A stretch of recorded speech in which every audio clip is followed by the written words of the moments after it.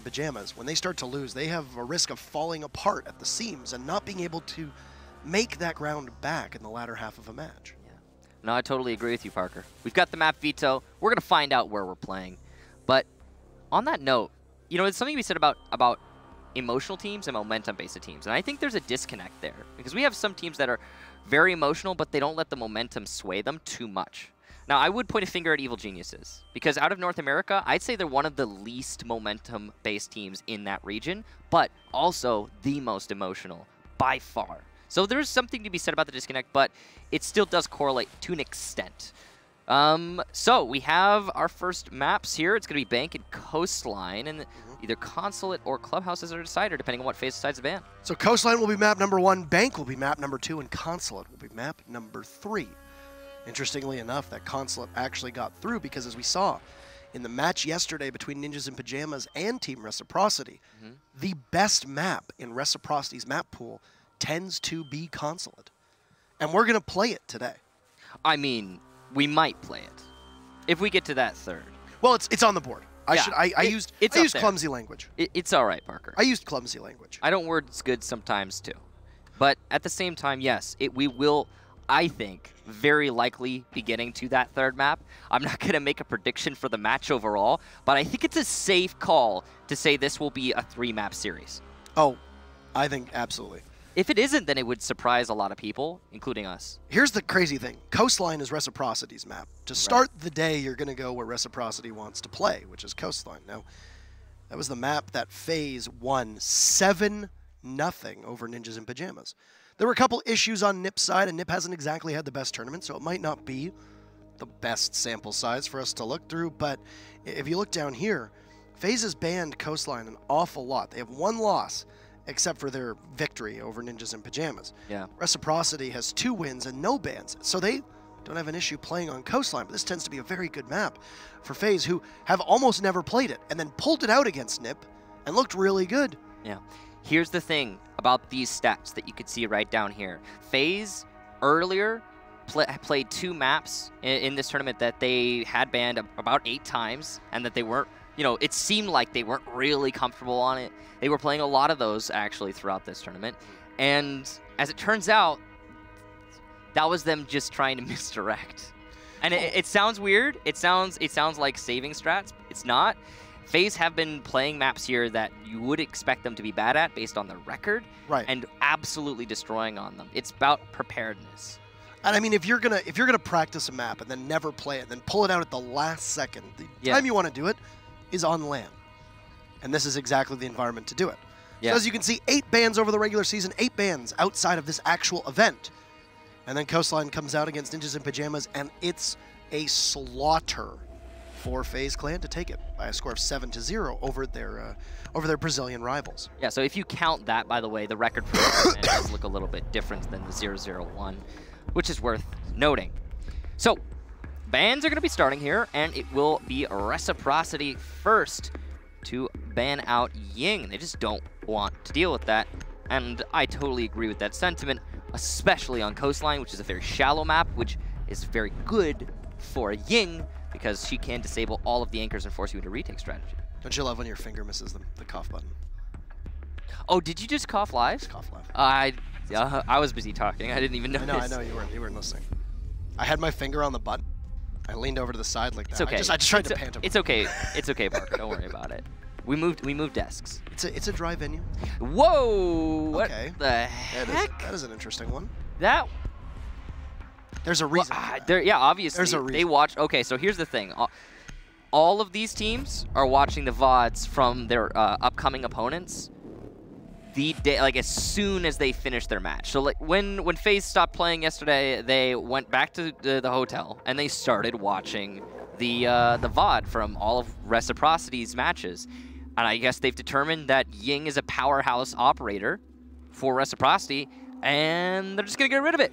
It's the same thing for Reciprocity onto FaZe getting rid of the Valk, but again, I reiterate for the umpteenth time, Reciprocity bans Valkyrie a lot. It doesn't matter what team they're playing against. They just don't like Valkyrie being in the match. And yes, it's a good ban against FaZe. It's also a good ban on Coastline in general, but yeah, that's something Reciprocity do quite a lot. Now, despite the Valkyrie ban, we're still going to have an IQ being brought. So that's probably going to be for the Leash Traps as well as the Pulse. Oh, actually, that's exactly what it is. Reciprocity have been consistently banning Valkyrie and substituting Pulse in her place. So this is a calculated move on the operator selection from FaZe Clan to bring the IQ to counter the Pulse directly. Beautiful. Also, and this is worth noting, Echo isn't banned, which means you're gonna need an IQ if Echo's in play. But Reciprocity have not brought an Echo. Of course, that FaZe can't know that because of the 6 pick. It's a Maestro instead, which is gonna be less vulnerable, of course, to IQ. But the Pulse still very exposed potentially. We'll find out how Reciprocity plays it. FaZe has shown a lot of, I want to say unpredictability, but also some flexibility. Yes. In how they have banned operators over this event so far. I mean, we don't have to look too far back to Rio. You don't have to look too far back to Pro League when they're banning Echo all the time. They're banning Hibana all the time. Yeah. Now a lot of that plays into your map pool as well, but this is, like I said, the Vigil ban, the Jackal ban, so things that catch them off guard. Reciprocity does run a Jackal, so that makes a lot of sense. And yeah, there's not a Valkyrie in Reciprocity's operator lineup. As you mentioned yesterday, they substitute Pulse. They do, and Valkyrie is their most banned defensive operator. Yeah, so nothing too shocking about all of that, way it played out. Montaigne left unbanned is going to be huge, and of course FaZe will take full advantage of that. I mean, maybe there's a universe wherein Fane is also taking advantage of it. Stop it. I was trying to make sure that you were correct. I make mistakes, Parker. Yeah, well, you're not the one who just coughed on the live broadcast. You know, we all make mistakes. We're human. They're going to be hunting down the roamer downstairs, and he will be found. That's Laxing going down, one of the top performers for Reciprocity in this tournament, and a whole lot of information taken out for free. FaZe was close enough that he possibly could have traded that one off, but instead he will just wait. He sees the corpse of his teammate, and that's all it's going to get to. He's relying on FaZe not droning security, assuming it's clear because they've taken out one person and no one went for the refrag. It is a huge gamble, and it could pay off for him, but yeah, it's going to come down to FaZe not droning him, and it looks like they haven't. FaZe's going to move his way into lobby. The attackers think that this is clear, and he goes up to the main stairs and gets one frag onto Astro. His position now known, he has to play a little bit more dynamic. The calls are going to get a little bit heated on FaZe Clan as they start ramping things up, trying to hunt down FaZe, but he's elusive, using the impacts to avoid the Montaigne, and that's crazy. Yuna has no idea where he's gone. FaZe behind another target in VIP, but the adjustment might be in here from the IQ. He might have just heard him, but no, he hasn't. And oh, FaZe doesn't commit. He sprints and gives his position away. Cameraman now aware of where his opponent is. No more impacts for the VIP wall as well. Oh no, what a melee hole from FaZe, an amazing roam. It's going to put Moringa on Twitch, an unusual operator to have in Moringa's hands, but as we've noted, you don't really need a hard breacher here, so let Moringa play whatever he wants. Perfectly head level. Oh, FaZe is third with Retro gunning down Mav. Yuna will be forced to retreat all the way into Aqua. 15 seconds to go. And then Montaigne, very similar to a turtle, slow and plodding with lots of armor at his disposal, but not a lot of opportunity for much counterplay. It's a 4v1, and Mark will finish off Yuna. This is a formality. And a nice start as FaZe doing his best to turn a Super Saiyan as his hair appears on any given day. Absolutely. I mean, that was a masterful round from FaZe. There is no way around that. Very impressive. He managed to avoid several different roam hunters, and the assumption from FaZe was to their undoing, which was that security was clear. Why did they assume that? They killed somebody inside of security. That was Laxing on the Pulse. A huge mistake from FaZe. They should have still droned it out, but they neglected to. Also worth noting, they didn't just forget to drone out security. They didn't drone out South Office, which means even if FaZe wasn't playing in security, he could have rotated from South Office and done that exact same thing. I mean, he waited in security for a solid 20-30 seconds before he made his play. All in all, an amazing round from FaZe on the Legion. This is quite interesting. FaZe and Laxing swapped roles. Curious. Suppose that depends on the site. also worth noting, they are going to be defending Penthouse. Now, why is that? Because Mira has been left unbanned, which is very rare. If you've been watching competitive Siege, you know usually she gets banned out, or she doesn't get banned because it's on a map where she's not crazy useful, not super powerful.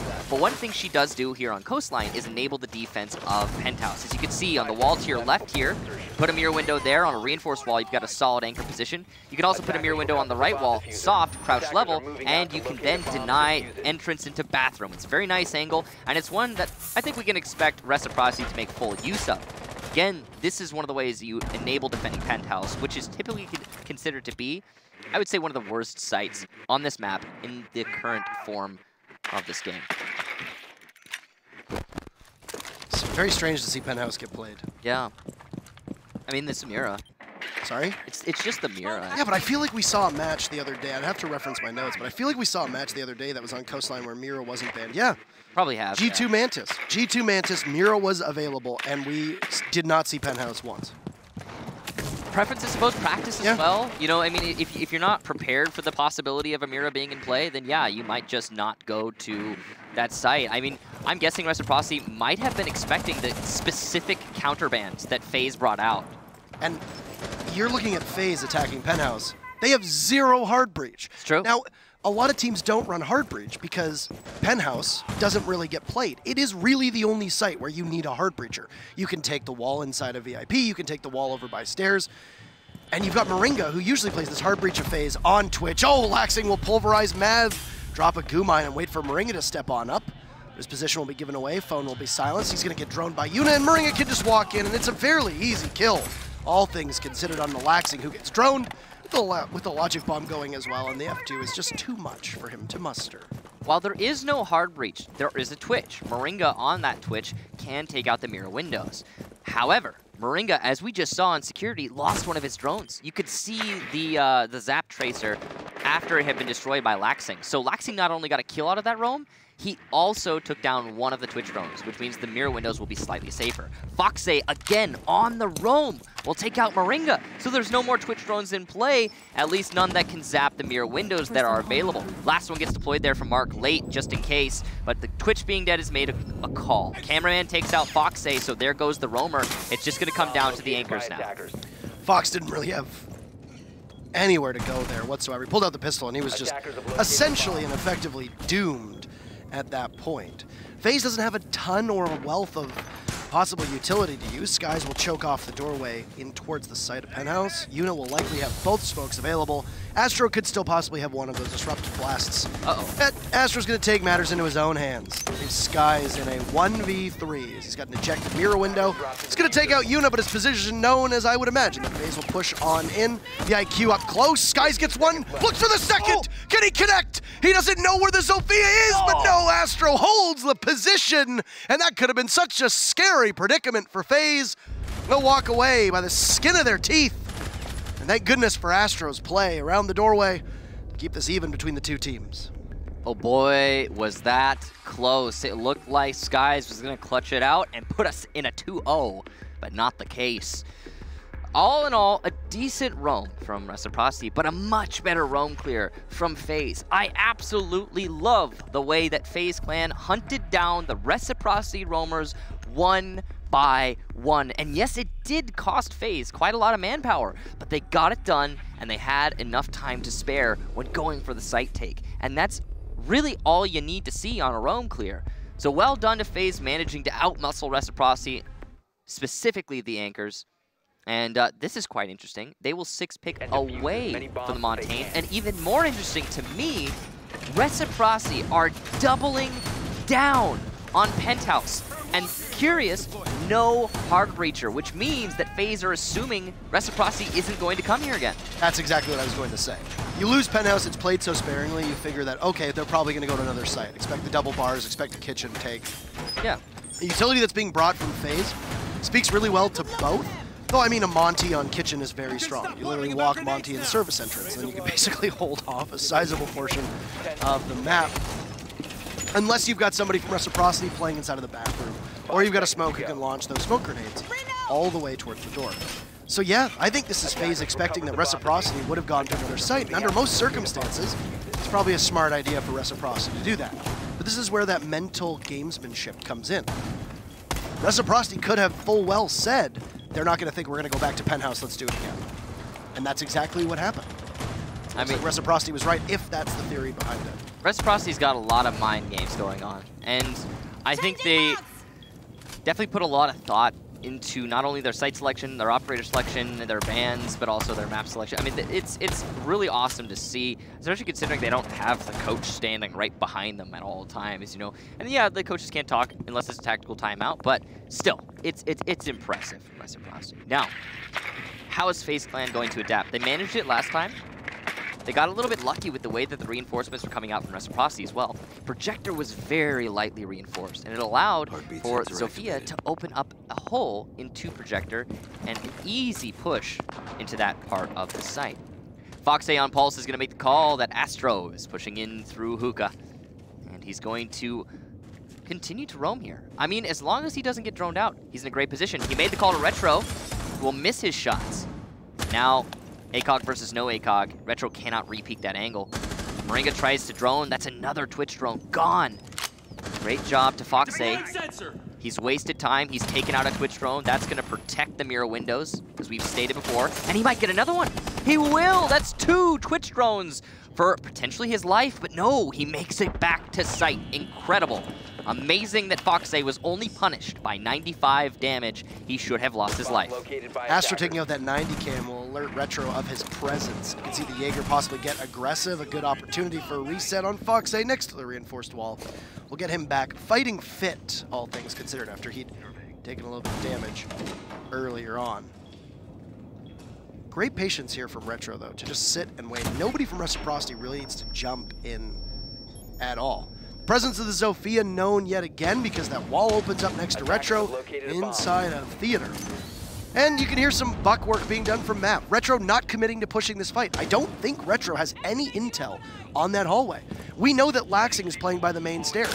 C4 gets tossed out, lands in front of Mav. The position of Retro should be given away as FaZe will now go for a full rotate, and Astro has fallen off. So the position in which Retro is looking will be in vain. FaZe finds Mav, tick-tock goes the clock, 30 seconds as you would say, Michael, and not a lot of time for FaZe to be able to commit to an execute. Retro unable to land the shots onto the Dokkaebi, he'll finish off. Yunin immediately get back into his position up on the ledge as Laxing now moves around towards the service entry doorway. He's going to see Cameraman, and it's going to be a fight to the death, but the close range angle of Laxing will win it out as 2 members of his team pick up very important frags, and Penthouse on the second opportunity for Reciprocity will go in their favor. The defense will hold on to that one. It straight up looked like FaZe Clan were confused. I mean, the way that they played that round was nothing like their previous attempt. I imagine they were not expecting Penthouse twice in a row, and they were surprised. But that aside, they found out it was Penthouse. Why not play it the way they did last time? What happened last time for FaZe is they isolated and hunted down the roamers one after another. And they didn't try that this time around. I mean, no, that's unfair. That's unfair to FaZe. They did try it. They just failed. FaZe was roaming a lot safer. In general, Reciprocity was roaming a whole lot safer. They had the roamers, but they were playing in locations known to be controlled by the defense, for example, VIP. When FaZe was not being pressured from the VIP windows, he remained in VIP to delay and take out 2 Twitch drones, again preserving the mirror windows. Overall, that round went the way of Reciprocity because FaZe got no early picks. Why didn't they get any early picks? Reciprocity were playing a lot safer. That's it. And because they were playing safer, FaZe slowed down for some reason instead of speeding up, and didn't have enough muscle to outpower Reciprocity going for a site take.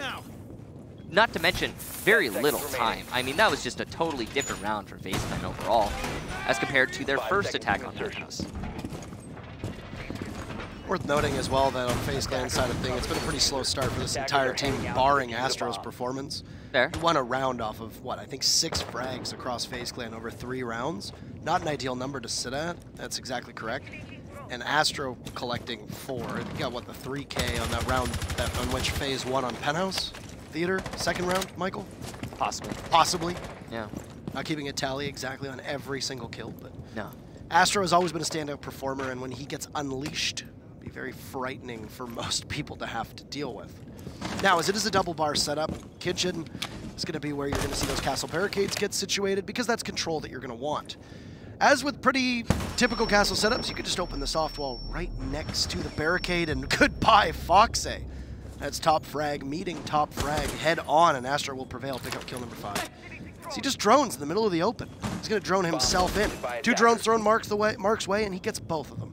But his position over by the potted plant will not be shaken. Just waiting to see if Astro's going to push on up through the kitchen doorway.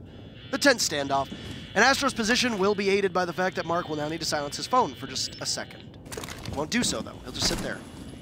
Waiting for Laxing to cover him. Definitely the right call. Angle needs to be held. They cannot allow FaZe to push through kitchen doorway. That would throw all of this defense into chaos. A big part of the defense as well is going to be the top floor, where we have 2 roamers currently, and 1 in easy access by the cool by the stairs. Overall, it's going to be a slow take here for FaZe. As we've seen from them in the past, that they've got plenty of time, and they've already started to outmuscle Reciprocity. Actually very surprising there's 0 setup in hookah from Reciprocity. Teams could throw a mirror up there, teams could open the hatches up, they could have the floors open so that if you lose control of sight, you can at least try to battle back with that second floor hold. That's not really the case here. FaZe can just essentially collapse on hookah and then have to use their own soft destruction to open it up. So second logic bomb will signal what is likely going to be your execute. The Dokkaebi of Yuna will fly on in and just immediately start to plant. In the midst of a barbed wire, razor wire, there'll be no cut up from Yuna as he gets the diffuser down quite successfully, and FaZe take advantage of the fact that Reciprocity was held in place. There's Retro to gun down Yuna. It's a 4v4 after Fox had fallen much earlier on. This lack of setup in hookah will be a major issue for Reciprocity as they will have to go for a full outside rotate. Mark guns out, and he'll get shut down by Moringa as both Mav and the Twitch of Moringa is holding the post plant. But it's a counter defuse from Reciprocity, and nobody from FaZe is watching. Oh man, that is a comical mistake. FaZe, you're too far away. I know Retro's a little guy, but I mean, come on. You gotta see him when he's going for the defuse. That's a pretty big blunder. And it's 3-1 in favor of Reciprocity. That was a hilarious round for a couple of different reasons. Reciprocity, okay, so why did they not detect the plant inside of Blue Bar? Well, I'll tell you why. The Zofia play from Astro has been so good this match. All of his lifelines have been useful. Not only the impacts, but also the Gajmats. So, very good job to Astro opening up behind. He got the early frag from Kitchen. Following that, he rotated to South Office, and he used his Disrupt to disorient the Smoke and make it so Smoke could not hear the telltale tap, tap, tap of that diffuser being planted. Because the diffuser was not called, all of the very many counter-plant utility, or very many counter-plant plays that Reciprocity had established were not employed, and they had to play for a retake. And honestly, at that round, it was all but lost for Reciprocity. It was a beautiful read from FaZe Clan. Amazing lifeline use there from Astro, allowing for the smoke cover from Dokkaebi and the phone calls to get a plant behind Blue Bar. But then they abandoned the diffuser. You know, one of the things as a player when you're in a team environment like this, at any level really, not just this level, the highest level of Siege, but at any level, is to make sure in a post plant, you ask who has eyes on diffuser. So there's very many different ways you can do this, but a lot of teams will just say, do you have eyes? Do you have eyes? Someone has to confirm, they confirm, and okay, you're good. And then once that person says, I've lost eyes, or they die, somebody else has to establish eyes on the diffuser. Clearly that part of the communication train for FaZe, not happening. And that's really unfortunate. FaZe always has these weird stretches where they just don't seem to be able to relay any info that they have to each other and just kind of fly in blind. I mean, you look at that second penthouse attack that really fell apart for FaZe. How much of that was just a lack of drones? Astro stood at the other wall of 90 waiting for a minute when one single drone could have possibly been used to help guide him down and force Mark, who was playing up on the vase shelf, or even Laxing, who was playing over by luggage at the top of the stairs, to engage the Zofia in a fight that just didn't happen. You could call it a lack of preparedness. They did rush the plant. They rushed the plant because they saw an opportunity, and that was a good call, but then the post-plant play for FaZe was just really abysmal, and there's not much else to say, to be honest. So a very similar setup as now FaZe gets droned out, hits with that lifeline, and walks away with it. There's another body, but no, Astro will grab Foxy and he will go into orbit as the Legion flies on up and hits the stratosphere. FaZe should have lost or won that flat out. FaZe should have just died, but FaZe kind of lost their IQ in the engagement. Unfortunate for them, and now Laxing is going to be under watch as you hear that LMG work away. Beautiful shot from Yuna. Could have been aided by the Adrenal Surge. And that's 2 entry frags for FaZe that will go quite well. Now Retro also being gunned down. It's going to be a battle back in favor of Reciprocity here, looking to hold on to Hookah. They were successful in the very first time they defended here. FaZe looking to try to have a bit of a course correction up, find themselves going down 4-1 early on. Adrenal Surge will hit. Here comes Mav all the way to Cool Vibe Stairs. I don't think he sees that Retro is playing so close. He absorbs a little bit of damage, but nowhere near a mortal wound. Retro is 1 bullet away from death right here. This is a really difficult position for him to hold, but he's doing his darndest. Mark's gonna get Moringa. That's an excellent kill. The pre-fire's gonna give away the position, but the headshot lands regardless. Retro, a miracle play there considering how low he was. A huge blunder from Mav, leaving just Yuna and Astro. They're both pushing though from Aquarium, and this is a good position to push in unison. Up in Billiards, it's going to be Mark to take down Yuna, leaving just Astro. Definitely the best player so far today for FaZe, but can he 1 versus 3 with only 8 seconds left? The answer is no. An excellent holdout for Reciprocity. A round they shouldn't have won though. See the diffuser, it's levitation homes. Yes. Floating above the billiards table. And right now, all of Reciprocity floating, dare I say it, on Cloud9 with these results. Thank you, Watson. You're very welcome. Wait, why are you Holmes? I don't know, you called me Holmes, man. Homie. Oh. Oh. Now you understand. Okay. What happened to FaZe in that particular round? Number 1, they had 3 bodies downstairs. It didn't look like they were droning much of that main floor.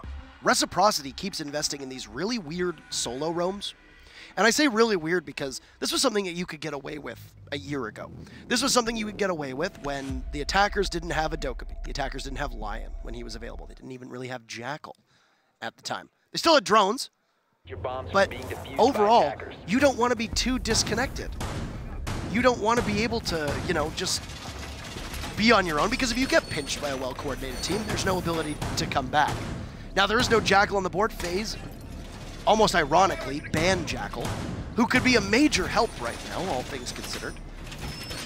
But Reciprocity is getting away with these very deep solo roams, with very little backup from the rest of their team, and that can bite you so hard. We have seen teams fall apart because they are so disjointed, and you have great teams with great entries like G2, like EG, that can just waltz right in, pick you apart, and shut you down.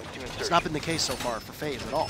I would say that the reason Reciprocity are getting away with these solo roams is not necessarily FaZe playing poorly, it's more Reciprocity just playing better. I mean, the solo roams from FaZe have been amazing throughout this match and have won many of the rounds that Reciprocity currently have on their side.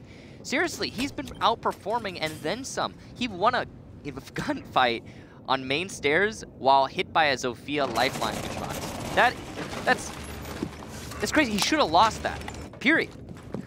So taking 1 kill away from that fight was big for FaZe. He couldn't run away because the Jajmat restricts your mouse movement, and it's very unlikely he would have been able to adjust to throw the impact. But no matter what, it's been a lot of great performances from Reciprocity. Astro, the best player on his team right now, will be shut down by a solo roam in the main lobby. Why? Nobody from FaZe droned it. Here's the big issue too with the style of play that we're seeing from FaZe, because a lot of FaZe is also solo entries. You start to get angry at your teammates not being able to figure these things out for you. You rely on your teammates to be able to drone for you. You rely on your teammates to be able to give you the heads up that there's somebody playing nearby.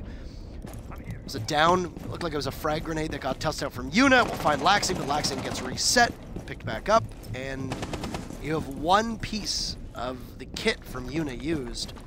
Yeah. But that's it, that's all it counts. And you might not even know that you got the down because Yuna fell off immediately and now moved over to the completely opposite side of the map on Cool Vibe Stairs. Yeah, I mean, it was an indirect grenade. He threw it through the window at the top of main stairs, so it makes sense that he didn't know he got the down, pardon. Brief reminder, there are no points at this level. Possibly assuming somebody was playing at 90, which was an incorrect call, but that's all right. Retro on the Jaeger this time around, as there's been some fluidity on the team of Reciprocity, or on the side of Reciprocity, on who plays what on the team. But Retro will have to be very accurate. His two bodies are looking in their direction. Mav will give his position away. Oh no, and it's a crossfire! It's a collapse from Reciprocity. FaZe and Retro dogpile onto Yuna and Mav, and now Cameraman is ready and waiting for Laxing and Retro to try to work this together. Retro will miss his one shot, get cut down by the IQ of Cameraman, who walks right in and picks up a second onto Mark, and FaZe could correct their issues. They've got time to work with, but they don't have a lot of utility available. Breaching charges will be very little. Moringa gets felled and dropped by FaZe, and now it's Cameraman in an unenviable position as Skies chops him down, and how the mighty will fall on defense of all sides for Coastline, a 5-1 scoreline for Reciprocity as we switch sides, and it'll be FaZe's crack at the defense. Wow. That was a pretty one-sided half. Look at that, 5-1 for Reciprocity. We had some close rounds there from FaZe, but honestly, if you take a step backwards, FaZe just really struggled in clearing out the roamers for Reciprocity. Really poor drone play is the main critique I have for FaZe as well. Not working well together, other than that very first round that FaZe managed to take, second round total. They coordinated exceptionally well. They hunt down the roamers one after another, and then they managed to take it. But apart from that round, FaZe were all over the place, man. And Reciprocity took full advantage. You said it yourself, the Jackal ban, right now, looking incredibly ironic for FaZe Clan, as it hurt them the most. Not sure exactly what happened, but Yuna has lost almost half of his HP. The round just started, so that's got to be a shotgun blast. I didn't even hear an impact. It had to have been a shotgun blast from Moringa. I would suspect as much. So that's they would call it a big whoops. And Yuna already going to be on low HP. There's no reason to reset. Whoops coming right up. Yeah, real big heckin' whoops. There's no reason to reset that. He has a little bit more than he would get if reset. There's no dock. This is literally the worst circumstance. Yeah, and because there's no point in a reset, and you have no way to get your health back. Here's the thing. The great advantage of being a 3 armor is that you are more durable, and now he's less durable, significantly so. So, yeah, it's about as bad as it gets. But it's all just one thing. There's many more facets to the defense for FaZe. If FaZe loses this round, they will likely take their one timeout, and what happens?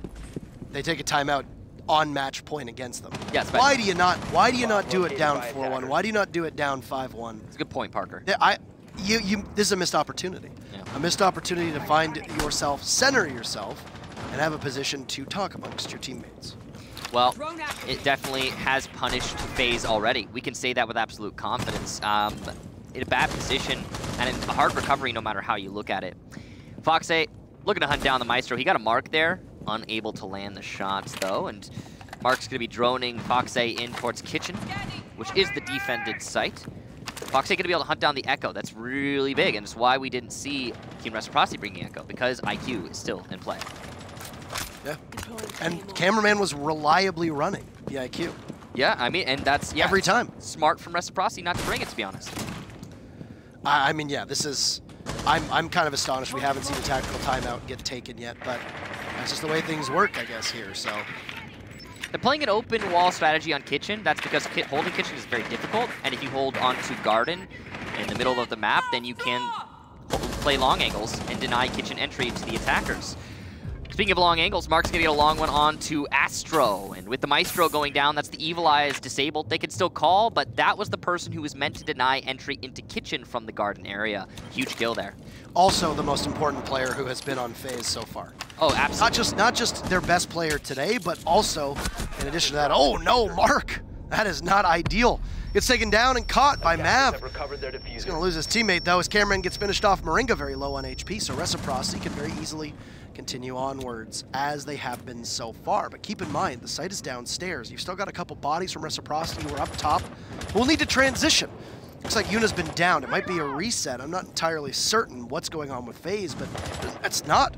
Skies finishes off Yuna, and it will literally leave the entire team's life hanging in the balance, with Mav watching the main lobby into the courtyard.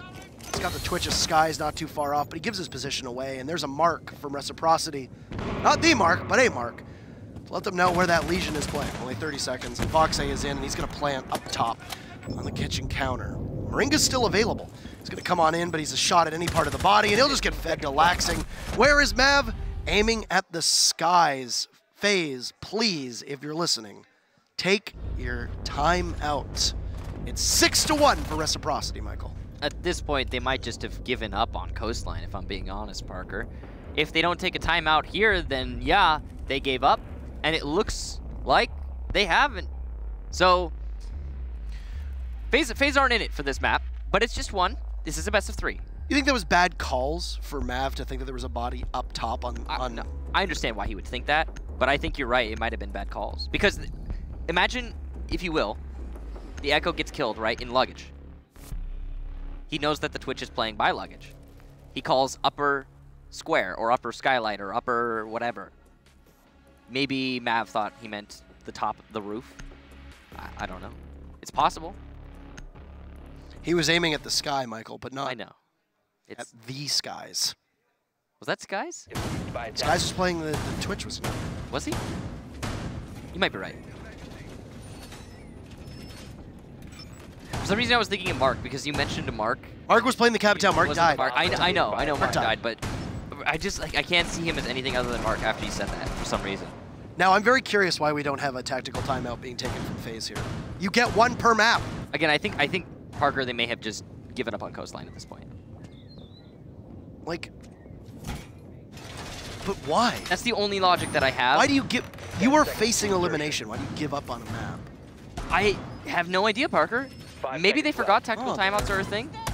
They are role-playing as Nip yesterday. Wow, that's a low blow. It's a joke, Michael. Yeah, but still. Because FaZe gave up, or Nip gave up. Yeah. Yeah, that was the joke. They did. They almost got it back, though. They did. Kamikaze almost dragged that team back. He really wanted it. He was very passionate. And if we're talking about the Kamikaze of FaZe right now, it's got to be Astro. Astro's mechanics, game sense, and positioning have been almost perfect through this map so far. But it's not enough. We've said this many times before. A single standout performance is just not enough to win a map or a match by itself. See Rampy. All right. Match point, you don't take your timeout. Whether you give up on Coastline or not, you still got 2 more maps to go. Yeah, so potentially gonna see the full 3. We expect to see the full 3 in this series. I want to say, I don't know with how much confidence I can say, but I want to say that Coastline is just Reciprocity being hands down better at this map. But at the same time, I know that's not true. I think FaZe are still pretty good here, and it's surprising me. FaZe literally crushed Nip on this map 7. Yeah, that's what I'm saying. And it wasn't even just Nip always playing poorly. It was FaZe playing pretty well in comparison, even though 6 of those 7 rounds were Nip on attack, failing to run an IQ. 4 bodies left for Reciprocity to be able to put this one away, but after Skies does get the leadoff kill on Moringa, losing good utility, there's Cameraman. But back and forth, what a shot from FaZe. And Michael, you might have been right when you said that they've just given up on Coastline, and they look to bank possibly to salvage this. Yeah. But, I mean, Yuna's pulled out some heroics. Astro in a position to run out of service. He's got the Capitao of Mark. Just waiting to see if Astro can get around the doorway. There's a Claymore established or not, but Mark might not have droned him. He didn't see him. Astro's out. Back in. Yuna covering, and Astro was not detected.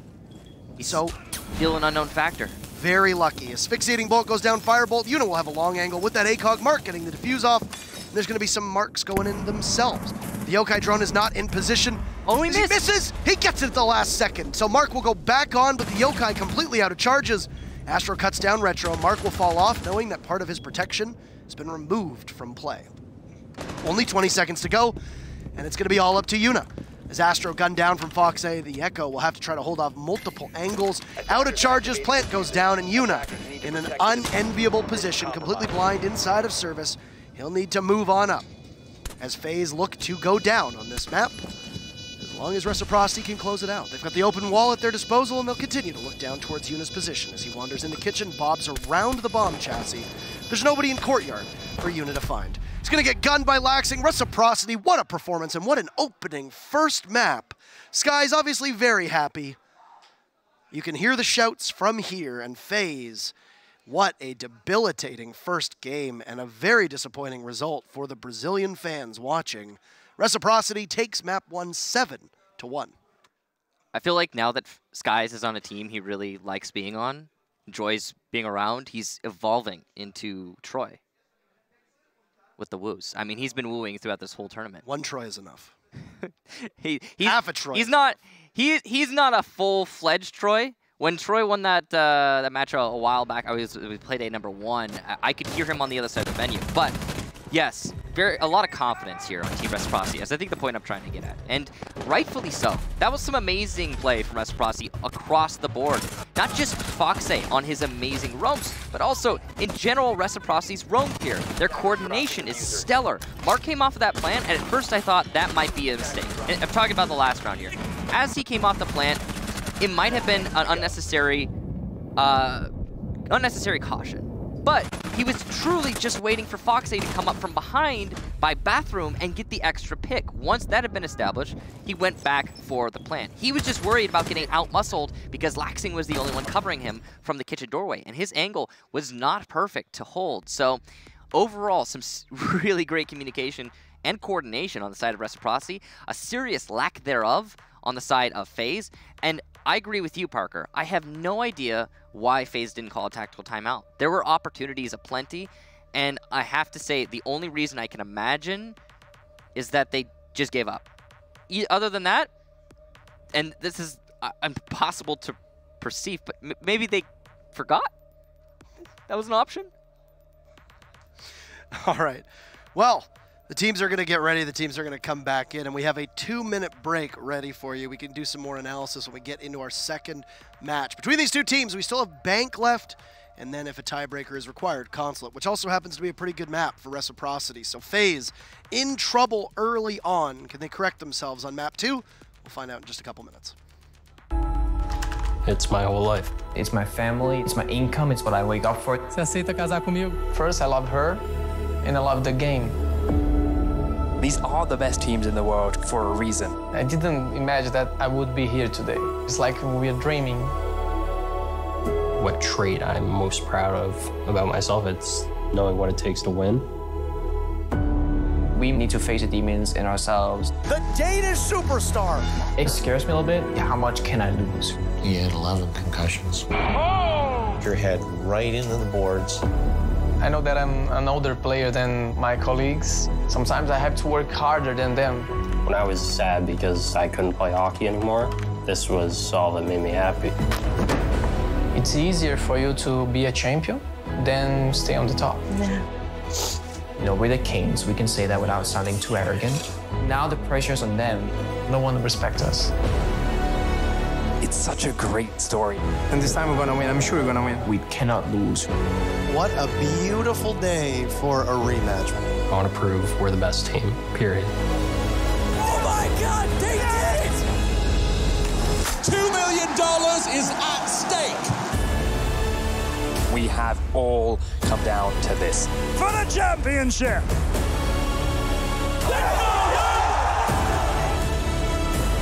Oh my God, this is getting close.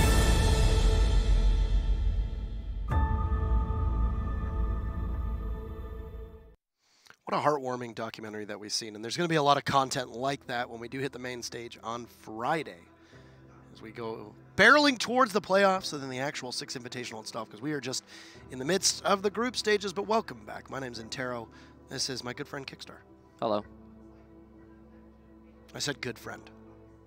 He did say that. Yeah. So we're going to be going to Bank, and as you can see, the record for both teams here, FaZe are very comfortable on this map, and it's certainly going to broadcast that we will see a map number 3, but it's not a guarantee. Right. We've been seeing a lot of results that don't make a whole lot of sense throughout this tournament so far, and that last map is a good example. An absolutely dominant performance from Reciprocity on a map that FaZe should be pretty good at. I mean, FaZe banned it so much that we didn't have a ton of data on it, and then they showed up against NIP, they did exceedingly well on it, and we thought to ourselves, oh man, they've clearly been saving strats.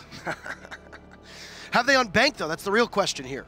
Because if you saw on the bans at the bottom, this is not a map that Reciprocity usually plays that much. So we have the inverse. We went to Coastline, it was a map that FaZe didn't play too much. Now we go to Bank, which is a map that Reciprocity doesn't play all the time. We have Consulate as our third map, need we remind you. So let's get things going with the ban phase here. It's going to be a glass ban from Reciprocity onto FaZe. Inverse stats leading into the match, but will we see inverse results is the question. And I don't know, to be honest. The way that these teams have been playing, Reciprocity looking top form. We've seen the back and forth, though, happen in these best-of-3 series a lot during this tournament. So I wouldn't be surprised. I just don't know if I expect it. Glaz and Habana going to be our two-band attacking operators, and we've got Echo also being eliminated here. These are very common FaZe bans, especially for Bank. Yeah, just in general, all of this being pretty common. And yeah, there's the Telltale Valk ban from Reciprocity, which they have been committed to for pretty much this whole tournament. I don't know if they've actually banned... No, they have. They have, but I think only once. They've been pretty consistently banning nothing but Valk. They don't like playing against her.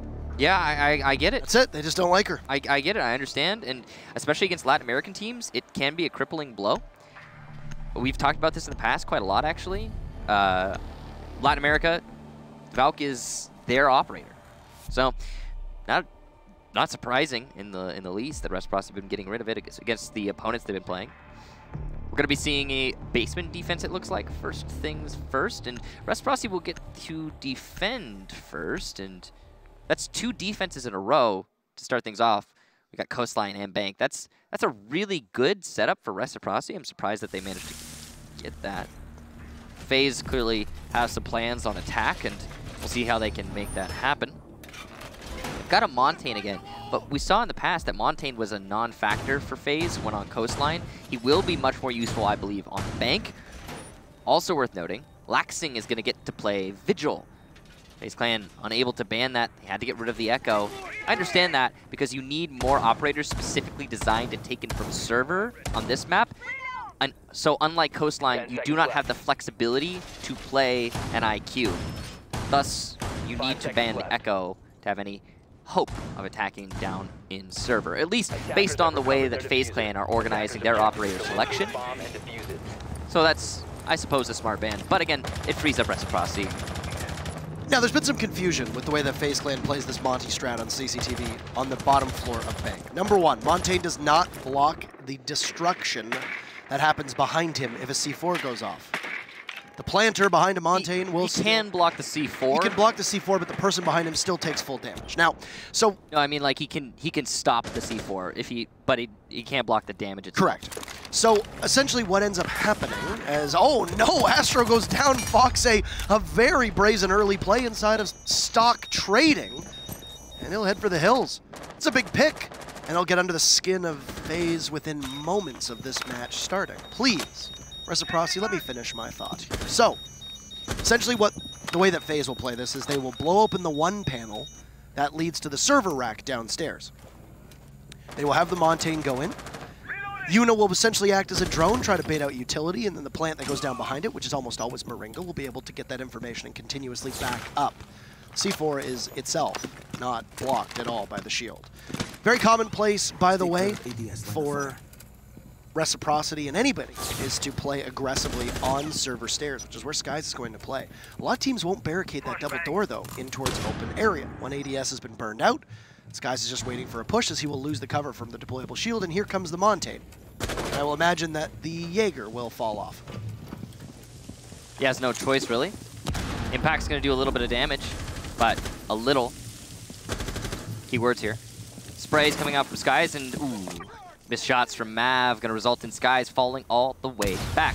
No punishment for wasting 2 whole minutes. That's a successful roam if I've ever seen one.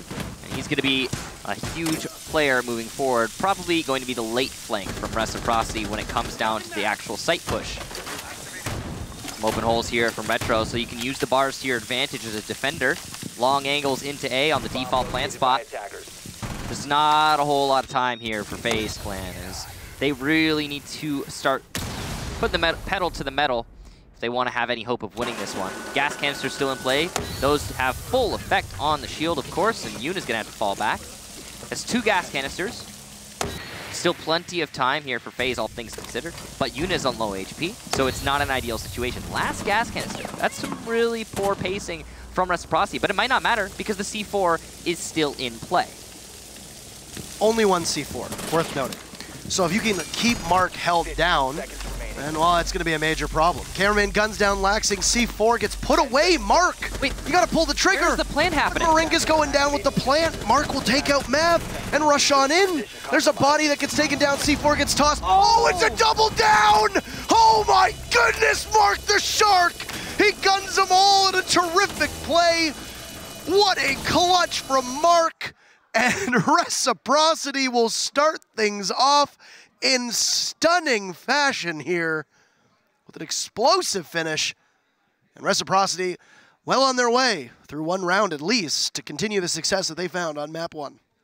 I like the idea there from FaZe, but I really don't like the execution. Of course, they didn't have enough manpower. They wasted a lot of time on server. They at no point punished Reciprocity. If you take yourself back to Coastline, the only round FaZe managed to win is the one round where they seriously punished the roamers from Reciprocity. They got 2 picks early on, and they managed to outmuscle the anchors on the Reciprocity side.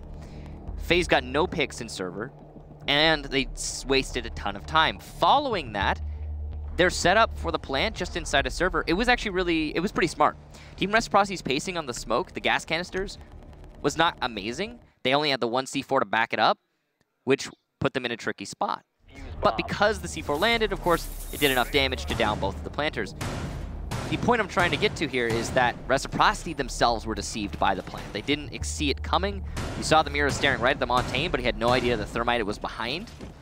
So it was an awesome setup from FaZe, just not enough manpower in the long run. And again, no early picks made the post plant pretty abysmal. And the C4 just, I mean, that's the final nail in the coffin there for FaZe. 1 kill there, by the way, for FaZe. That whole round, near perfect from Reciprocity. They're going to go to CEO, and that's going to be a, well, it's a primary site for a lot of teams these days, or the secondary site for others, so not a terrible surprise. Attackers are moving out to locate a bomb and defuse it. No Montaigne being brought here from FaZe.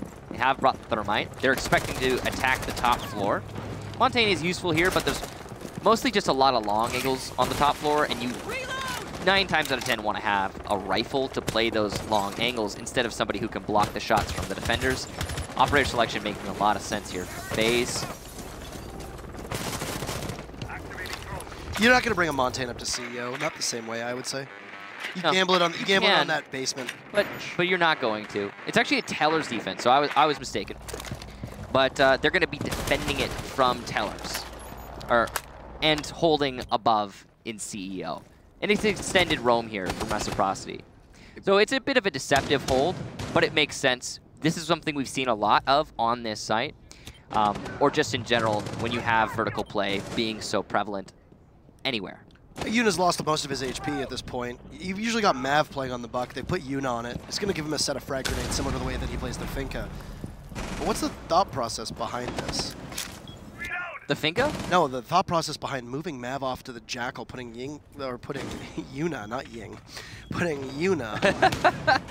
Today, man. Yeah, it's okay. So it's something to definitely keep mind of. Mav gone, Laxing takes him out. MP7 too much to handle. There's a number of members on both sides that have lost a fair amount of their life. Foxay and Skies both in positions where Foxay not so much for a reset, but Skies definitely primed for one.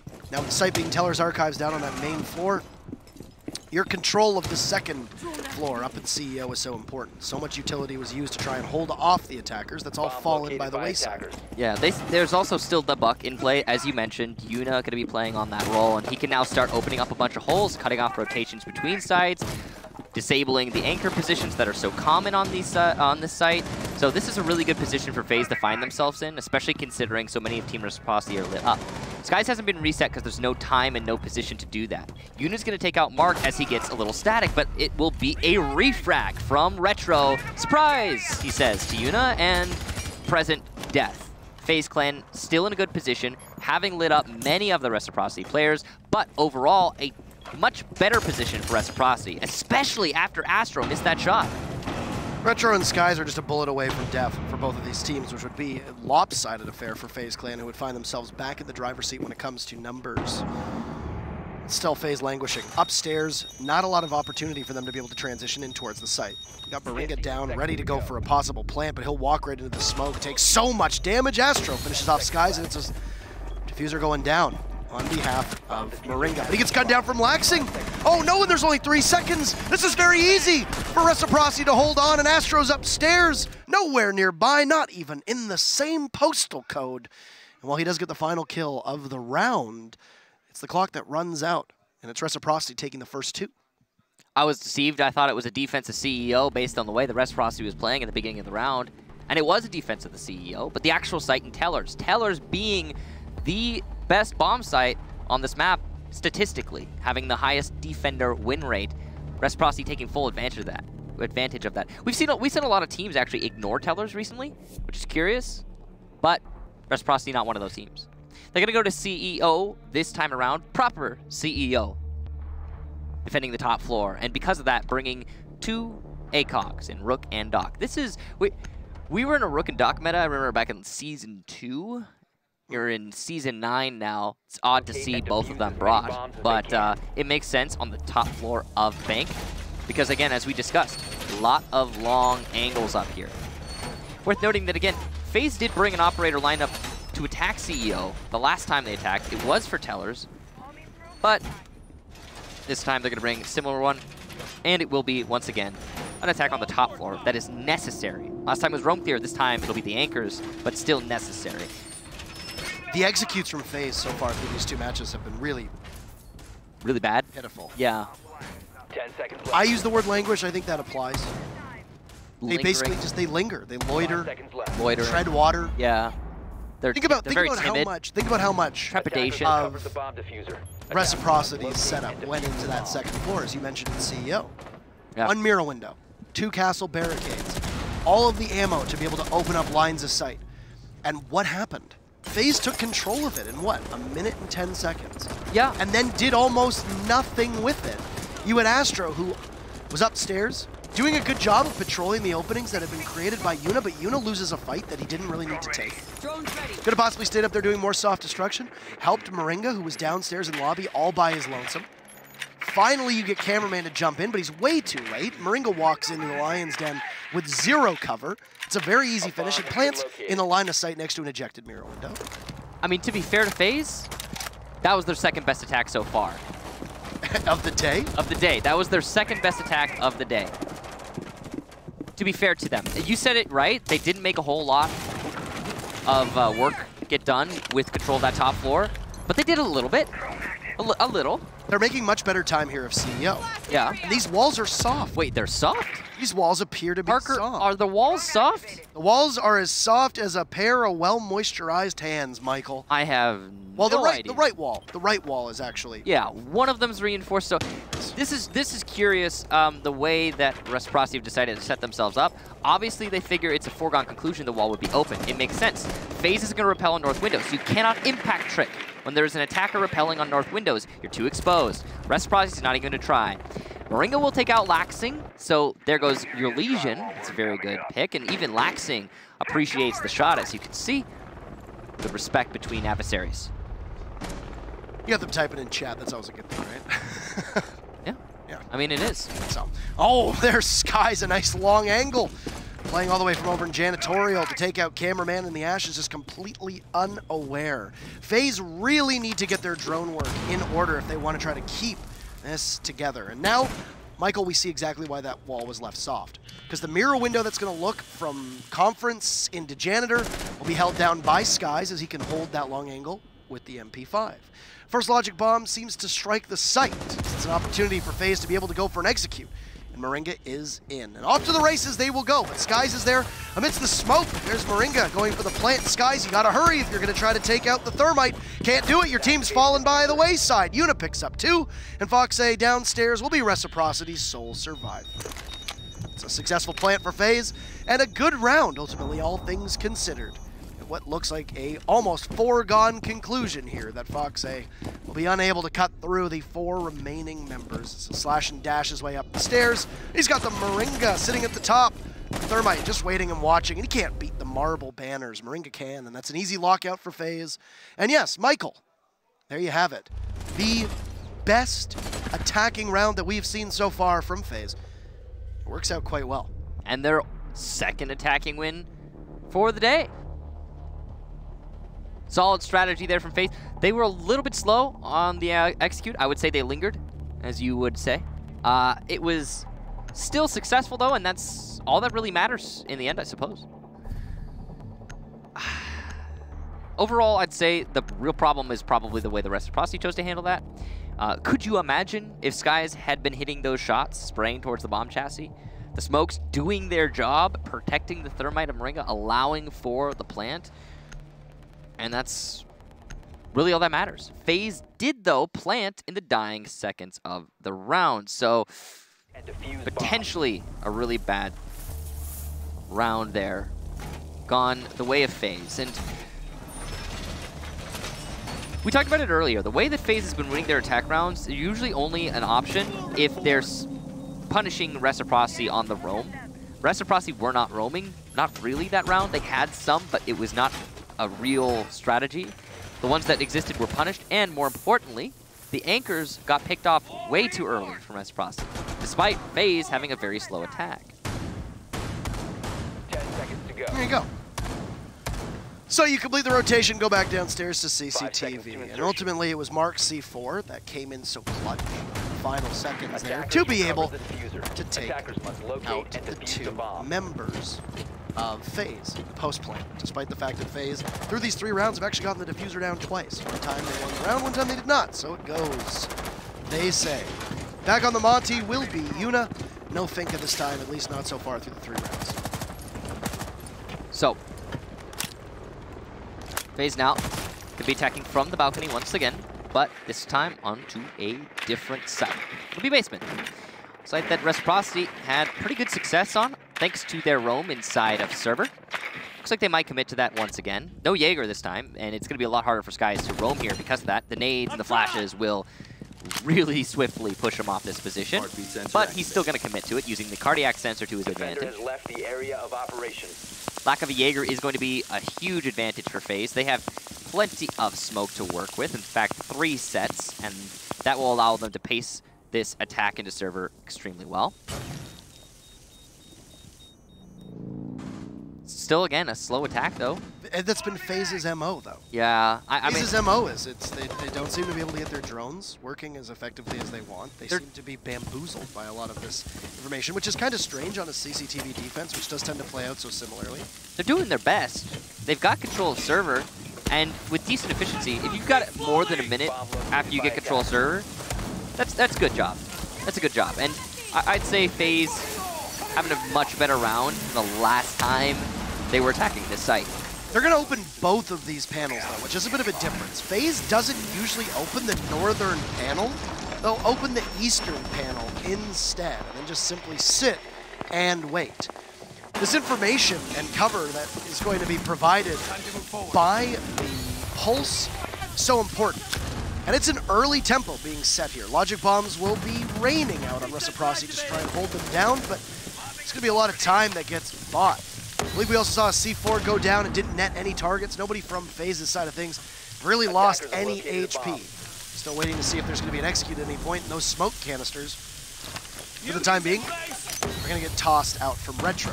Just to try to choke Yuna off, who's lost about half of his HP. This execute's going to happen. But good timing, all things considered, from FaZe. They've used most of Reciprocity's time. They've used most of Reciprocity's utility, and not a lot of tools are left. As hatches being poked at from the Maverick above will keep Reciprocity just simply waiting in sight. Cameraman watching the push up the stairs as the diffuser goes down from FaZe. Oh! A great connect from Skies, takes out Moringa, and just inside of the site is Yuna so low. Astro will need to cover as both Mav and Cameraman pick one up. Astro, great work, but Mark is in again. Does he see the plant going down? Yuna finished off. Mark is so clutch. Mav has the control of the mirror window, but Cameraman cut down Mark. The clutch, and it's Retro to finish things off. FaZe struggling so hard to translate anything from action into success on the site.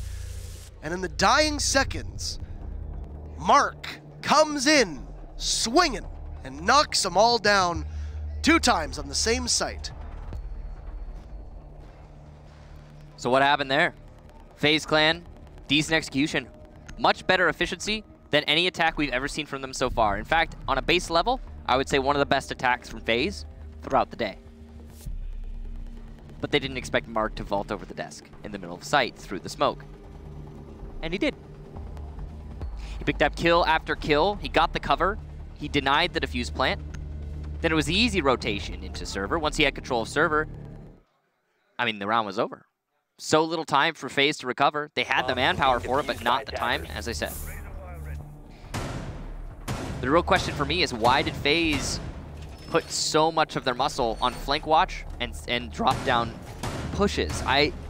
They needed at least one other person covering from server, and they didn't have that. A serious misallocation of players, and it cost FaZe dearly. Also, again, and it's weird to say because usually the problem for FaZe has been in droning out roamers, but again, a lack of information being relayed on the side of FaZe. A serious communication issue going on for their team.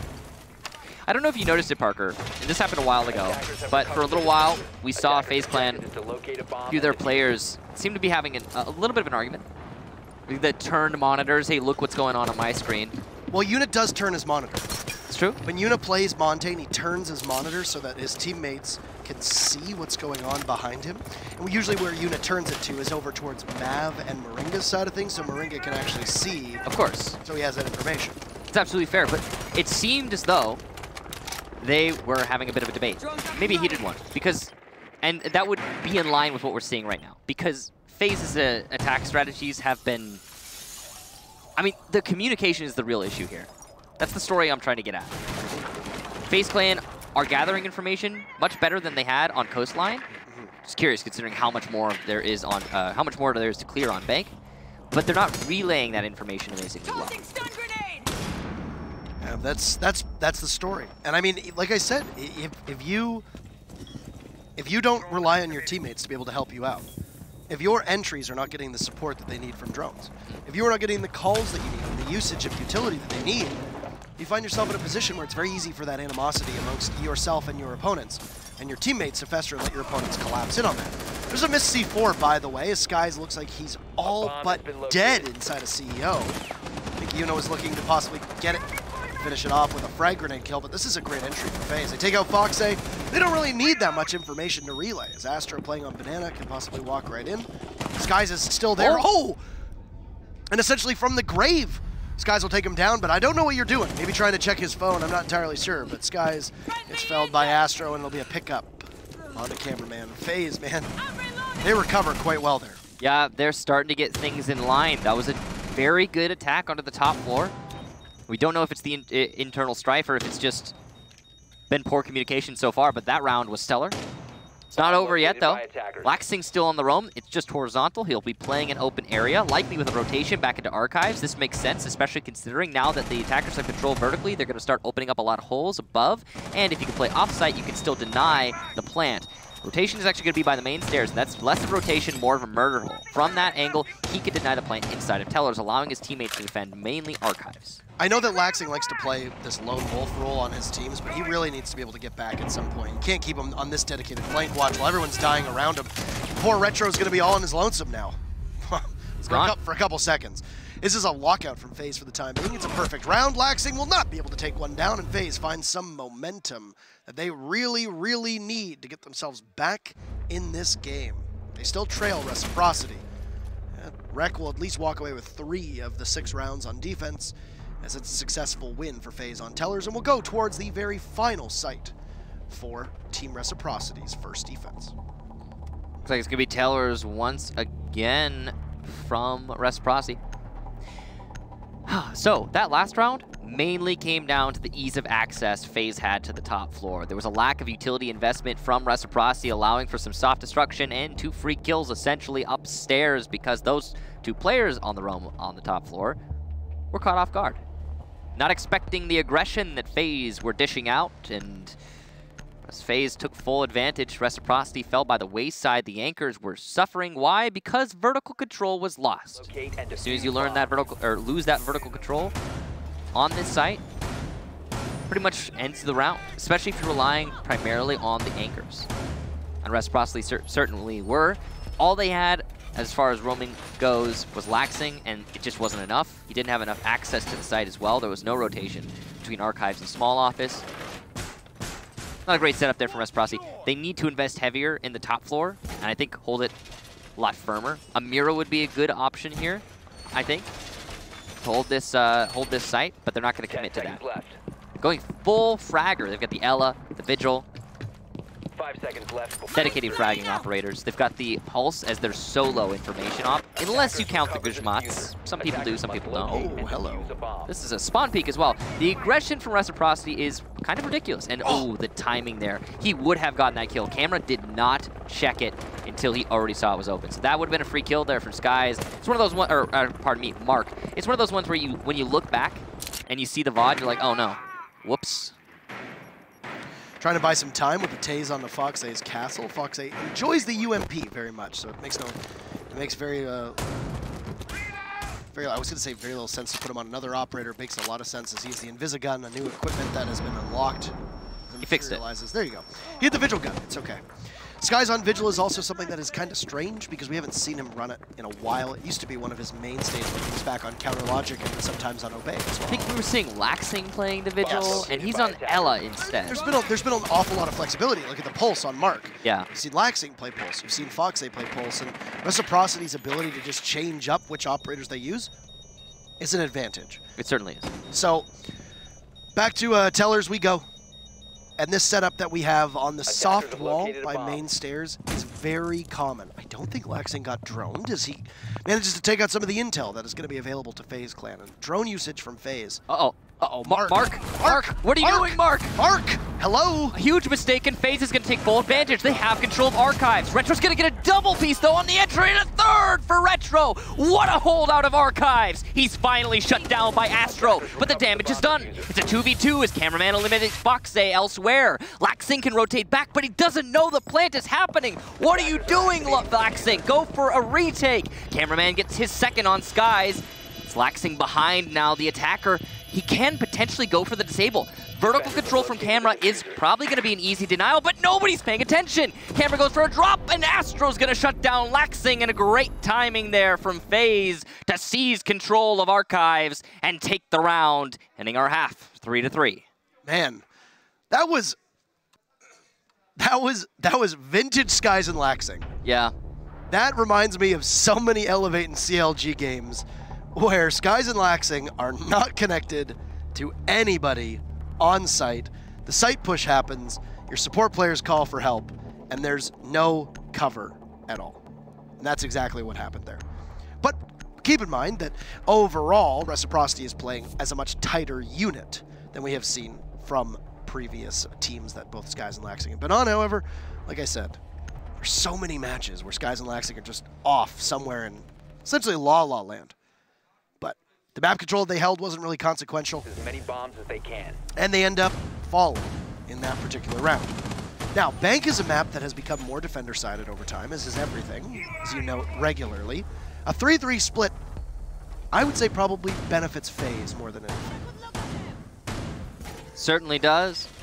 I think that last round, the information gathering was the real flaw for Reciprocity. I mean, Mark was the primary information tool, and what was he doing? He walked into square, completely exposed, not knowing that they had already lost control of it. I don't know what was going on there for Reciprocity, but lucky for them, they don't have to defend again. They're going to get to go on to attack, and it'll be FaZe's turn. I say lucky, but again, yeah, you're right. Ending a half 3-3, FaZe is in the driver's seat here for this map. At least for now. This conventional wisdom, which has not been so conventional this weekend, seems to suggest. Yeah, exactly. No. We discussed it many times. It's hard to predict these things. Reciprocity going to be taking into the main lobby. They have to clear out the top 2 floors before they hit the bottom one. And that's going to start with droning. You could see Mark the Shark doing that for Skies. FaZe as well, Laxing, a third droner. That's got Retro even on the top floor. The only one moving in right now is Skies. Fearless. Yeah, and he's making it work. I mean, he's got control of the entire top 2 floors, and it took them a minute. Who's on cams here? There you go. Astro was watching the cam to see if somebody was going to push on up, and Mav is also on the cardiac sensor to give Astro information. Skies is going to make very quick work of what little utility was situated over by the top of server stairs. 2 ADSs, it appears there might be a third, obscured by the casing around the rifle. That is in the hands of Astro, his position given away, and there's Laxing at any moment to possibly pull out the lifeline and aid his teammate. Skies falls off. So the Ash will forego the conflict on the stairs, and the ADSs will get burned trying to get maximum usage out of that lifeline. Looks like Astro has also fallen off. So everybody basically looked like they were going to push onto server stairs, they fall apart. We're seeing Retro actually opening up the elevator drop. This might go unnoticed. It's entirely possible, depends on the positioning, but no, it will be noticed. Thank you, Yuna, for being positioned where he was. He should call that out, and it should be a known factor for FaZe. They also, because of that, should defend against it. But I don't know if he noticed it. He was in a position to do so, but I am not 100% sure. Mark's going to start droning himself in here through that elevator drop. He could come up from behind FaZe if they aren't holding the drop down. We'll see. Joe's going to go into B, but oh, does not notice the player there on main stairs. It's going to be the Jaeger spotted out by Skies, and that could be a free kill if he decides to make the play. It will be the other way around. Astro takes down Skies with an aggressive push despite the knowledge that Skies had. If somebody had been running Skies in, that's almost a guaranteed kill. Oh, There's going to be another now. Astro just making life miserable for Reciprocity on the main stairs. It's 2 kills for the Jaeger, and he will continue his victory lap. FaZe unable to make it through the window as his hurdle is cut down at the knees. Astro picks up his third as Moringa had gotten one previously. And, well, Laxing in a lot of trouble. Drop through the hatch will likely be an attempt in vain. And there you go. He hits the deck.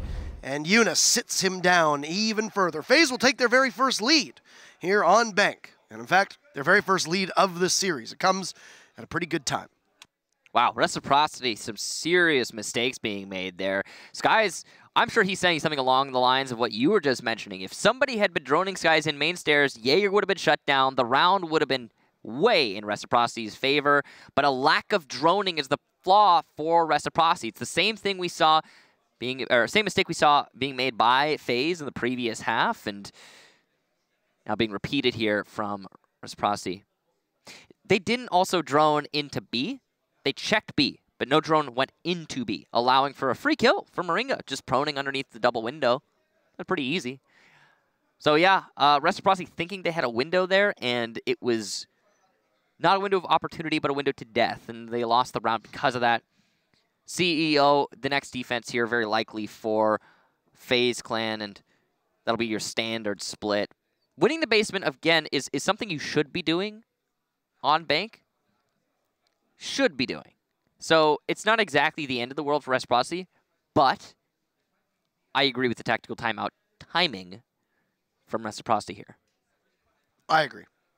Try to center yourself. Don't allow the momentum to build on FaZe's side of things. I think it was a mistake that FaZe didn't use theirs in the first map on Coastline. We talked about that, yeah. It was did, and I think bad. that, you know, whether they gave up or not, still not ideal. You have it. There's no penalty in using it. Just use it. Just use the timeout, you know? This is interesting. Trading one information op for another. It'll be a pulse into a clash. Locked in. Very curious. The pulse has been useful for both teams throughout this match. Not amazingly so. Not getting a bunch of C4 kills from below and whatnot, but he has been very useful here on Bank, and we haven't seen the clash yet, but there's potential for the same to happen. Again, clash is an information op. One of the many information ops on the defensive side, and she can put your team in a good position. Latin America, play her, right? Latin America in particular really likes using her. Yeah, it's true.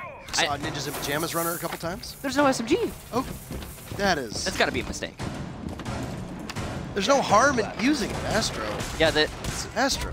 One of the things we've been talking about actually through this tournament is that Clash is getting more play. Why is she getting more play? Because her SMG is amazing now. Like, it's one of the best SMG sidearms, period. It's got little to no recoil, kills quite efficiently. Decent damage. Decent damage, high rate of fire. So she's got a shield on her back, so she's at least invulnerable from one position. Yeah, if she's got the SMG out. But the pistol, you know, it's a good pistol, I'm not going to lie. It's got a great optic, but... It's an okay gun. It's just, in my opinion, the SMG is better. It's kind of objective. In every way, in my opinion. Yeah, we've talked about this in the past. One of the most relevant stats in this game, probably in terms of gun balance, the most relevant stat is rate of fire. And I don't know. Anyway, that's just an aside. We'll move on. Curious from Astro, I'm guessing it was a mistake. Like he didn't check probably, yeah. Yeah, he didn't check his loadout. One of those things where you're like, oh, okay. Whoops. This one, all the way back when Wog was on Glass and he had the other pistol, and I always forget the name of because don't use it. Use the PMM. Well, I mean, both are good. One's got a lot of ammo, the other one does a lot of damage. Reciprocity in the main lobby real fast here. A minute on in, you can start eating away at the utility that's going to be at the top of the main stairs. Mav goes down to Laxing. Say goodbye to your Maestro, say goodbye to the cams, say goodbye to the ability to move them in any meaningful direction. It also looks like the castle barricades that were set up by Yuna have all been taken out too. That's good usage of utility here, and Yuna just unable to win a slugfest against Skies on the main stairs. The Reciprocity has good control, as you said. Excellent timing to get into the lobby. They circled around the top the stairs, looking all the way to the lobby, and now they got control of Banana. And ironic that a Banana will be ran on the gun as well. So FaZe literally has control of Banana with a Banana for scale. Not too far off. Bulletproof camera is going to be very useful in calling this out, but of course, easily dispatched.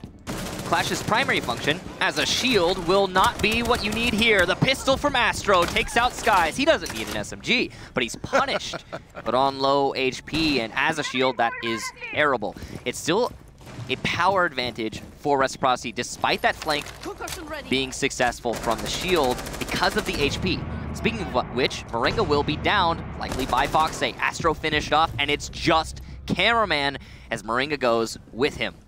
Cameraman's on a long flank, though. Nobody's watching this. It could be an easy one. He takes down the defuse holder. Going for a second. Smokes to cover. We still have Laxing on rappel. The C4 looks like it might land, but no! A perfect dodge there from FaZe. Cameraman's trying his best to play this, but the smokes are still in from FaZe. Laxing's still on cover. He's got calls from the cameras, and the marks are coming out constantly. Another one for... No! Cameraman, the low damage. He doesn't down FaZe.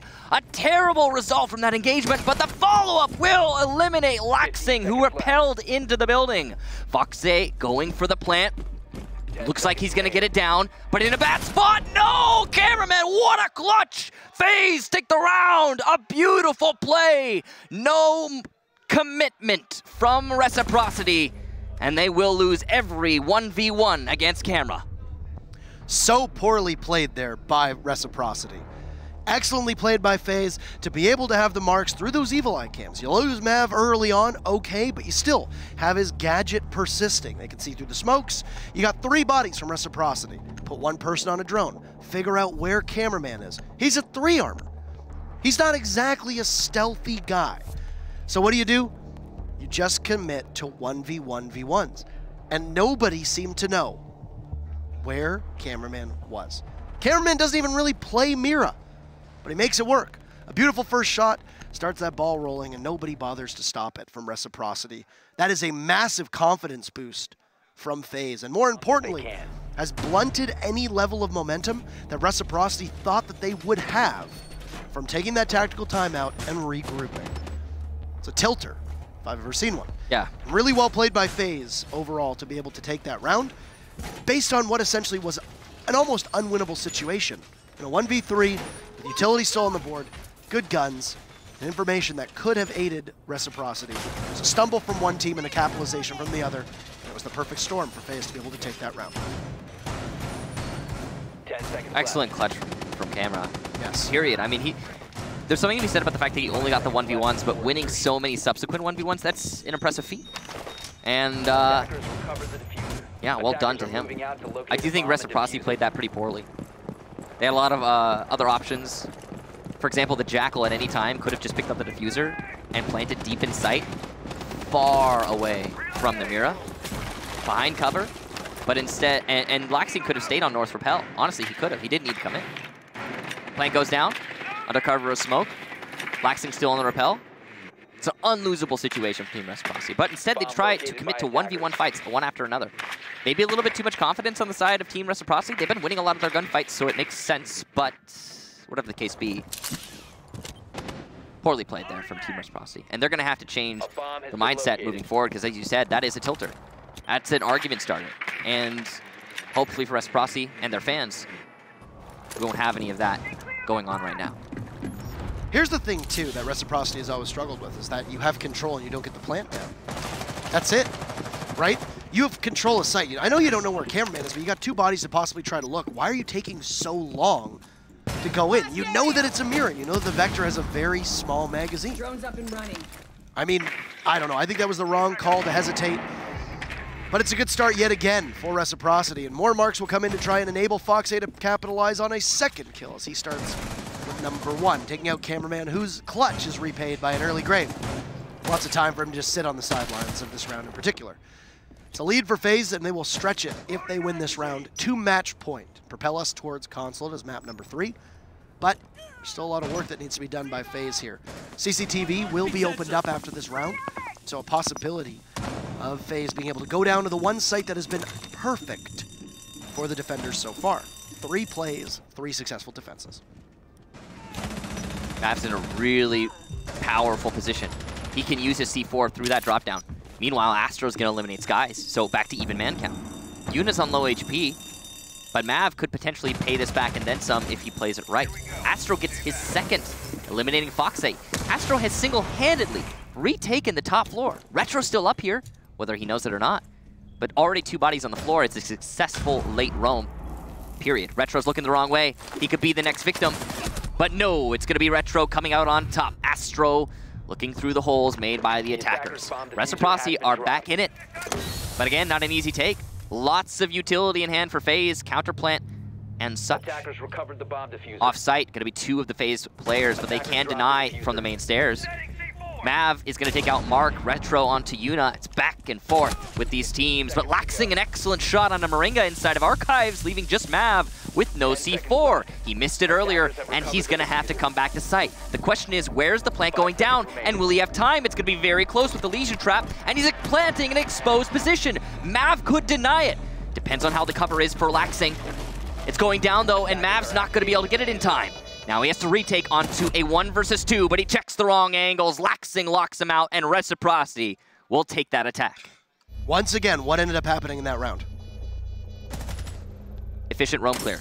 No, almost no plant again for Reciprocity. I mean, it was a slow plant, yeah, but it was also an efficient roam clear to allow for the plant. I mean, the fact that Astro retook, there was an end. They won the round. The start of Reciprocity's push there was pretty good. FaZe walks in and takes out cameraman. Astro gets spotted. FaZe is there. He's a jackal. You can track him. There's drones. You can continue to track him. But then Astro somehow manages to evade all of it and come back, as you said. Good counterplay from FaZe. The mid-round was a bit of a struggle for Reciprocity. Both teams lost some. And then when you look at the very final dying seconds, once again, in clear sight, you have no idea where Mav is. Because Reciprocity, yet again, doesn't realize they have site control. This has been the story for Reciprocity so far through most of this tournament, too. They just don't know that they have control. I mean, they've had some of the best roam clear in this whole tournament, and they're kind of leaning heavily into that. They won the round, so I guess that's all that really matters. But they also would have won that last round if they had done, as you were saying, just went for the plant. So this would be a match point situation with FaZe Clan. Pardon me, not match point, but we would reversal scores with FaZe Clan in a 4-5 situation rather than the 5-4 situation they have right now. But yeah, there's a distinct lack of focus on the objective. I agree with you. It cost Reciprocity once. It almost cost them again there. This is a slow retake from Mav, though. Needed to commit a little bit harder to denying the plant. All said and done, though, I think it's something that Reciprocity will need to work on moving forward. Maybe find themselves a dedicated planter, as many teams have. Think about Goga from G2, for example. Reload! CCI plant. CCI plant, yeah. Quite literally. Like I said yesterday, Reciprocity needs a Goga. I feel like he's like a cyborg. Yeah, because Goga also frags. And Reciprocity, they've got the fragging down. They need somebody who can play the objective. All right. Round number 10 will leave us with 2 more after this unless we go to overtime or unless things finish up here. And once again, it's been a quick entry for Reciprocity to take control of lobby, to be able to get control of that most of that second floor, it would appear. And with like many teams will do, FaZe is going to use their 2 off-site presences on the server stairs and then 1 down inside of server as well. They should be able to win this server hold, to be honest. Yeah, I mean, Bank has a site that is now also big enough for 5 people to play in. Yeah. Last time we saw server defense here from FaZe, it was an excellent play from the Jaeger to make the push up the main stairs, though, and I don't think that's going to happen again. And it looks like Mark is actually droning in Skies, but Skies goes on to drone as well. Laxing is there too. He got 3 drones now. They realize that Skies droning himself in on these stairs, Michael. They're over droning now. They're over droning. It's like they say, over drone, under deliver. I don't know. See if Skies can capitalize, but now he's droning himself in. As 2 bodies are spotted through the wall, reinforced, so you can't really do much to shoot either of them. Skies is prone to a possible jump out. They both get spotted as Mav retreats from the server side over towards gold. Good position to be in. A lot more thorough on this drone work, and they're going to have a lot of information in the site because of that. Moringa doesn't really have a way out at the moment. He's going to have to hope that somebody on his team can just trade him off, because Moringa's lying just completely on his back watching the garage. No one's covering the cross from main stairs either. Skies could flash Moringa, run into B, and take out Moringa, easy peasy. Astro would probably refrag it, but it could be a really important entry. Cameraman was in a position where he possibly could have tried to hold that doorway, but now he's distracted by Laxing. So Reciprocity don't know once again. They have this info. Mark takes out Astro and Moringa is prone. Is Mark going to be able to see the smoke? No, he gets the wrong call, and Moringa pops up, and down goes Mark. As Skies felled on main stairs will swing the pendulum back towards FaZe. This cameraman still playing in garage as Yuna picks up kill number 2 on the retro, and Reciprocity will now struggle. As Laxing will have to work against a long angle. I think he has an ACOG available. Playing around that pillar. Foxe inside a vault looking for a kill of his own, but the diffuser is down, and they are just frantically trying to do anything. This is a lockout. FaZe takes the round. Match point for the Brazilians. And Michael, we are looking almost assured of a 3rd map between these 2 teams. I absolutely love that the man winning these rounds on the basement defense for FaZe is Moringa. And how is he doing it? It's prone underneath the window. Yep. Prone underneath a window that Team Reciprocity know he is playing prone underneath. It's a predictable position and one that should not work, but somehow it is tripping up Reciprocity. The supporting cast around Moringa, though, is also a huge factor. As every time somebody from Team Reciprocity focuses on taking out that smoke, it's somebody else to play the off angle from FaZe and lock out the support from Reciprocity. It's a really good hold, all things considered, from FaZe, and it's curious that it's working not only because of the way Moringa's playing it, but also the way that Reciprocity is attacking it.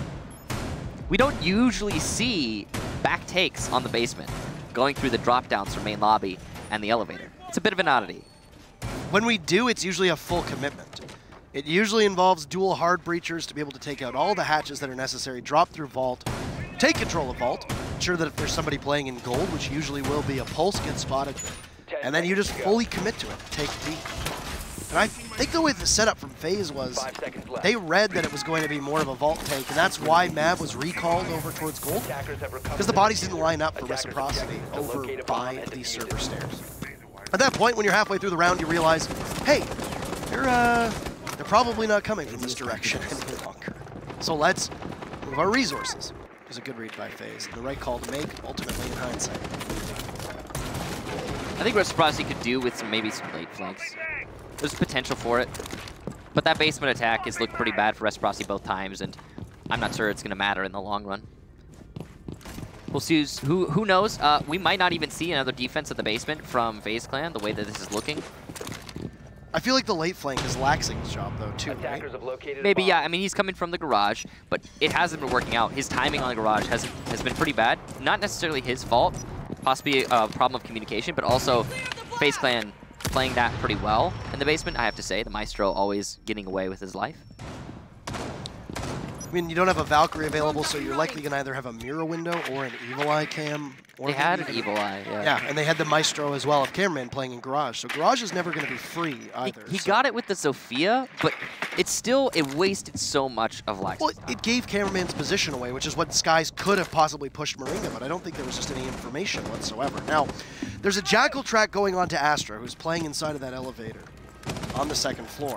2 ADSs are also there, and it doesn't look like any of them are getting burned out because none of these throwables from Reciprocity are going in that direction. There's a Nitro Cell waiting to take out a smattering of Reciprocity players, and there's Astro, who's finally been seen and spotted. Remember, he was getting Jackal tracked, so they know he's in there. Could pop out at any moment. He's going to give his position away with a preemptive fire, and he's got the hatch open. He'll drop. Now he can begin to ascend up those stairs. This could be a great flank for Astro if nobody is watching. That drop was isolated, and then Team Reciprocity left it. That's a huge misplay from Reciprocity, and Astro's now coming from behind in the main lobby. He has marks, and he's gonna miss Mark himself! What a shot from the Shark! Astro goes down, the flank denied, and now Reciprocity are in a great spot. And we have 45 seconds to make this attack happen. They don't have any soft destruction from Skies any longer. Sophia could potentially still have some lifeline, though, available. Yuno playing in Meeting Hall. He's got those marks. Lots of information. Exothermic charge here on the solo hard wall. A wide peek from Yuna, and he's not spotted in this play. But he gets knifed from FaZe entering into Meeting Hall, who has now full control as he gets another one on the Mav. Cameraman going for the refrags. He's done it once before. Can he do it again? Gets one. Retro, though, under Moringa, leaving Cameraman in an ace clutch situation. Or it will be Reciprocity's round, and it's going to be denied. FaZe with another frag. What a round from him and Reciprocity to take their CEO take. I was wondering if we were going to see lightning strike twice there with Cameraman being able to clutch again. But the odds were not in his favor, and especially when we saw the allergies that Reciprocity has when it comes to planting the diffuser with full site control alleviated, at least for this particular moment. Took their meds. They did take their meds, indeed. So a moment of clarity, if we can say, for Reciprocity to be able to get plant down successfully. And when you're in a 1v4, you know that there's a very high likelihood that surely somebody is going to be able to cover you. You think the same of a 1v3. There was a massive amount of utility that was utilized by FaZe to stop Reciprocity from transitioning from the top of the main stairs into Banana into that office and then towards the site. Bit of a buffer zone that was established. 2 ADSs that were inside of the elevator that Astro was sitting in. I don't think a single one of those ADS charges were burned. Bit of a waste. It was a bit of a waste because I think that FaZe was anticipating that Reciprocity would have fully committed to clearing out the elevator. But instead, they punished the player in there by ignoring them, isolating them, and Mark hit an incredible shot, let's be honest, onto Astro in a fight that Astro really should have ended up winning. Yeah, Astro was in a good position there. Mark was playing general flank watch, 10 seconds remaining. but that's a little bit unsafe. Again, if Mark had just been sitting in the elevator where he knew a player to be above him, he could have just taken out Jaeger when he fell down, but he won the fight. That's all that really matters in the end. So well played to Team Reciprocity, covering all their bases. FaZe on the entry into Meeting Hall. Beautiful. Seriously. I am surprised by how little control FaZe Clan had over Meeting Hall. I think it had to do with what Yuna was trying to do in that Meeting Hall as the castle. Bit of a misplay. He was playing around the exothermic charge. He heard it being planted, and he positioned himself poorly. Also, he lost control over the doorway of Meeting, allowing for easy kills for FaZe. This is also cool. I mean, Jackal left unbanned. It's worth noting that FaZe did ban Jackal in the previous map. Reciprocity's used a Jackal every round with FaZe, right? Yeah, and Reciprocity now gets to play Jackal. They really do like Jackal. It helps them on the roam clear. It's one of their primary information operators for the attacking side. So it's funny that FaZe ban Jackal on Coastline, but not on Bank of all maps. I mean, the Habana ban makes sense for the basement, but still. It seems like a Jackal ban on Bank is pretty common for a lot of these teams. Yeah, you don't say. Not really the case here. All 3 of the castle barricades, we transitioned in towards what's on our screen at the moment, of FaZe Clan, were used on Banana. The 4 windows that are there, 3 of them have been castle barricaded. You lose one, the soft destruction that Reciprocity has. There's also 2 ADSs in that doorway to prevent a possible push. The mirror window that was aiding Cameraman is gone, and FaZe expecting a rush out from Conference. will try to light somebody up. There's nobody on the other side of it. He'll be on surveillance, as there's a bulletproof camera. Logic bombs will try and keep everybody in place from FaZe. FaZe is just the spearhead at the moment. Heading on in, waiting to see if there's going to be anybody that is dumb enough to try and peek C7E. But for the time being, no. Nobody coming close. Unit again on this position. He's got a broken mirror window to play with, and he's going to lose some HP in that engagement. Sky's droning him out. FaZe on the long angles trying to poke some holes in this defense. Nothing happening yet, though, for Reciprocity, despite having control of reception already. Yeah. And it looks like we might be in a stalemate right now. As C4 goes out, Sky's bottom fragging for his team will need to find some motivation. And he just might, as both Cameraman and Astro will come back. If there's nobody on flank watch, this can get bad real fast, and there isn't! Cameraman grabs two!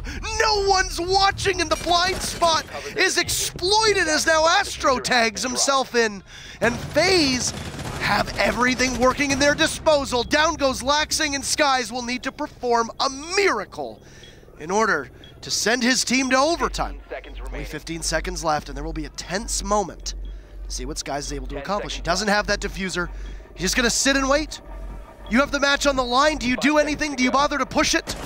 Doesn't appear so. No, it will be an anticlimactic finish, and they will hand FaZe the map, and we will barrel on towards Consulate for these two teams. And Michael, it was as close as we predicted, even though for a time being, it didn't really look like it was going to be. So, would have been nice to have Mark in main lobby, huh? Would have been nice to have a flank watch. It would have been nice to have flank watch.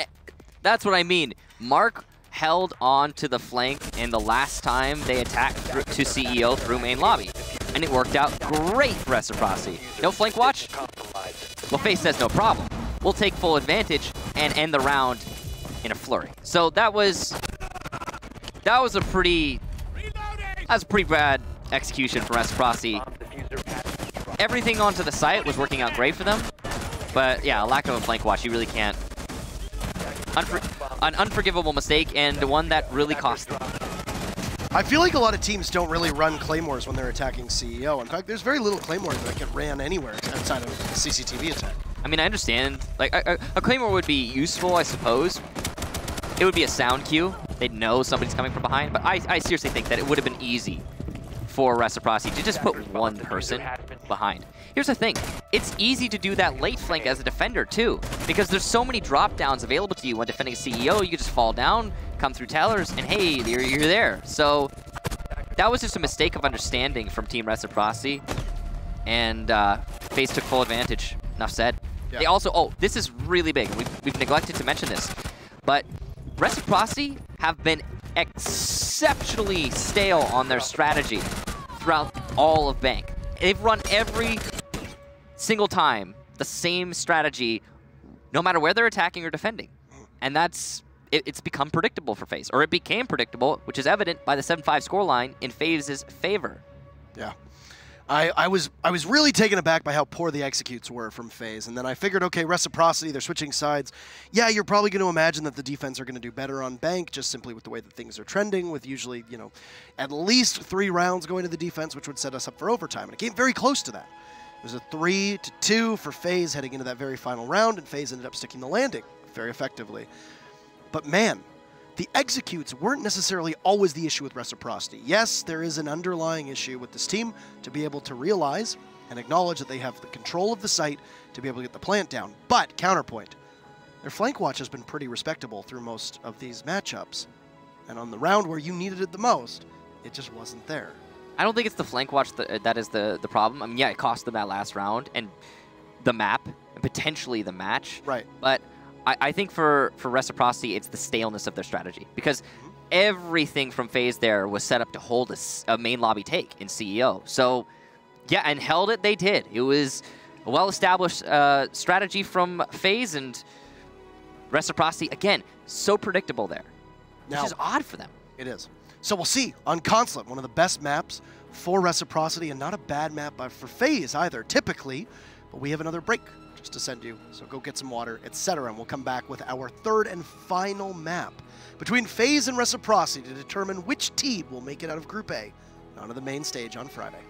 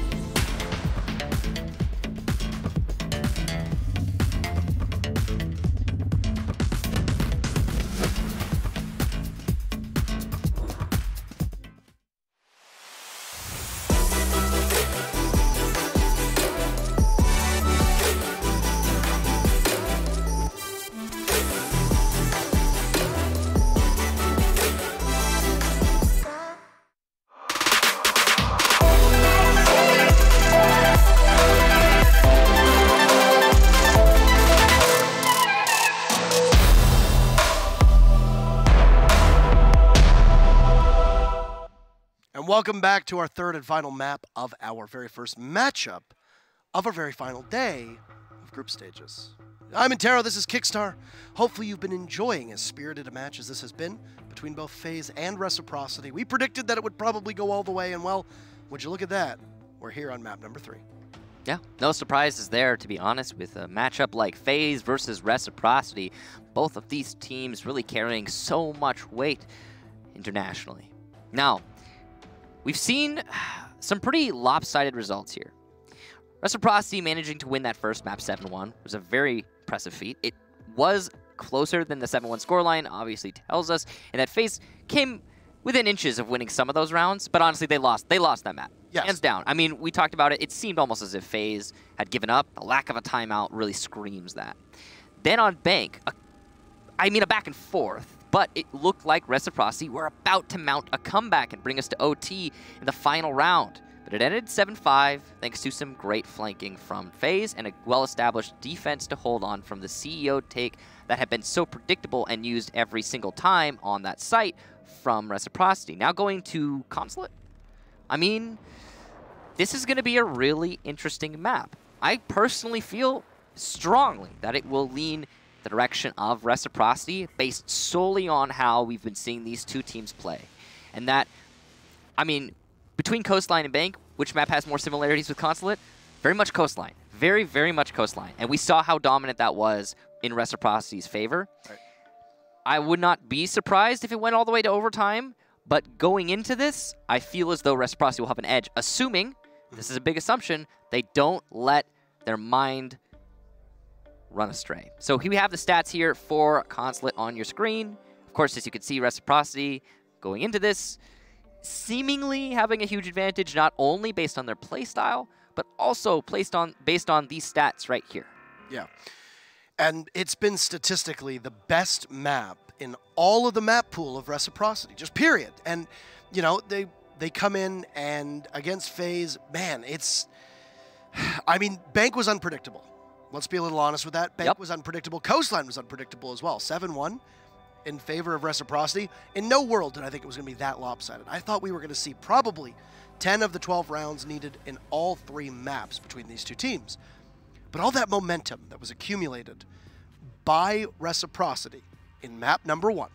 They take Coastline 7-1. They look very good in the process of doing so. They've got the wind at their back.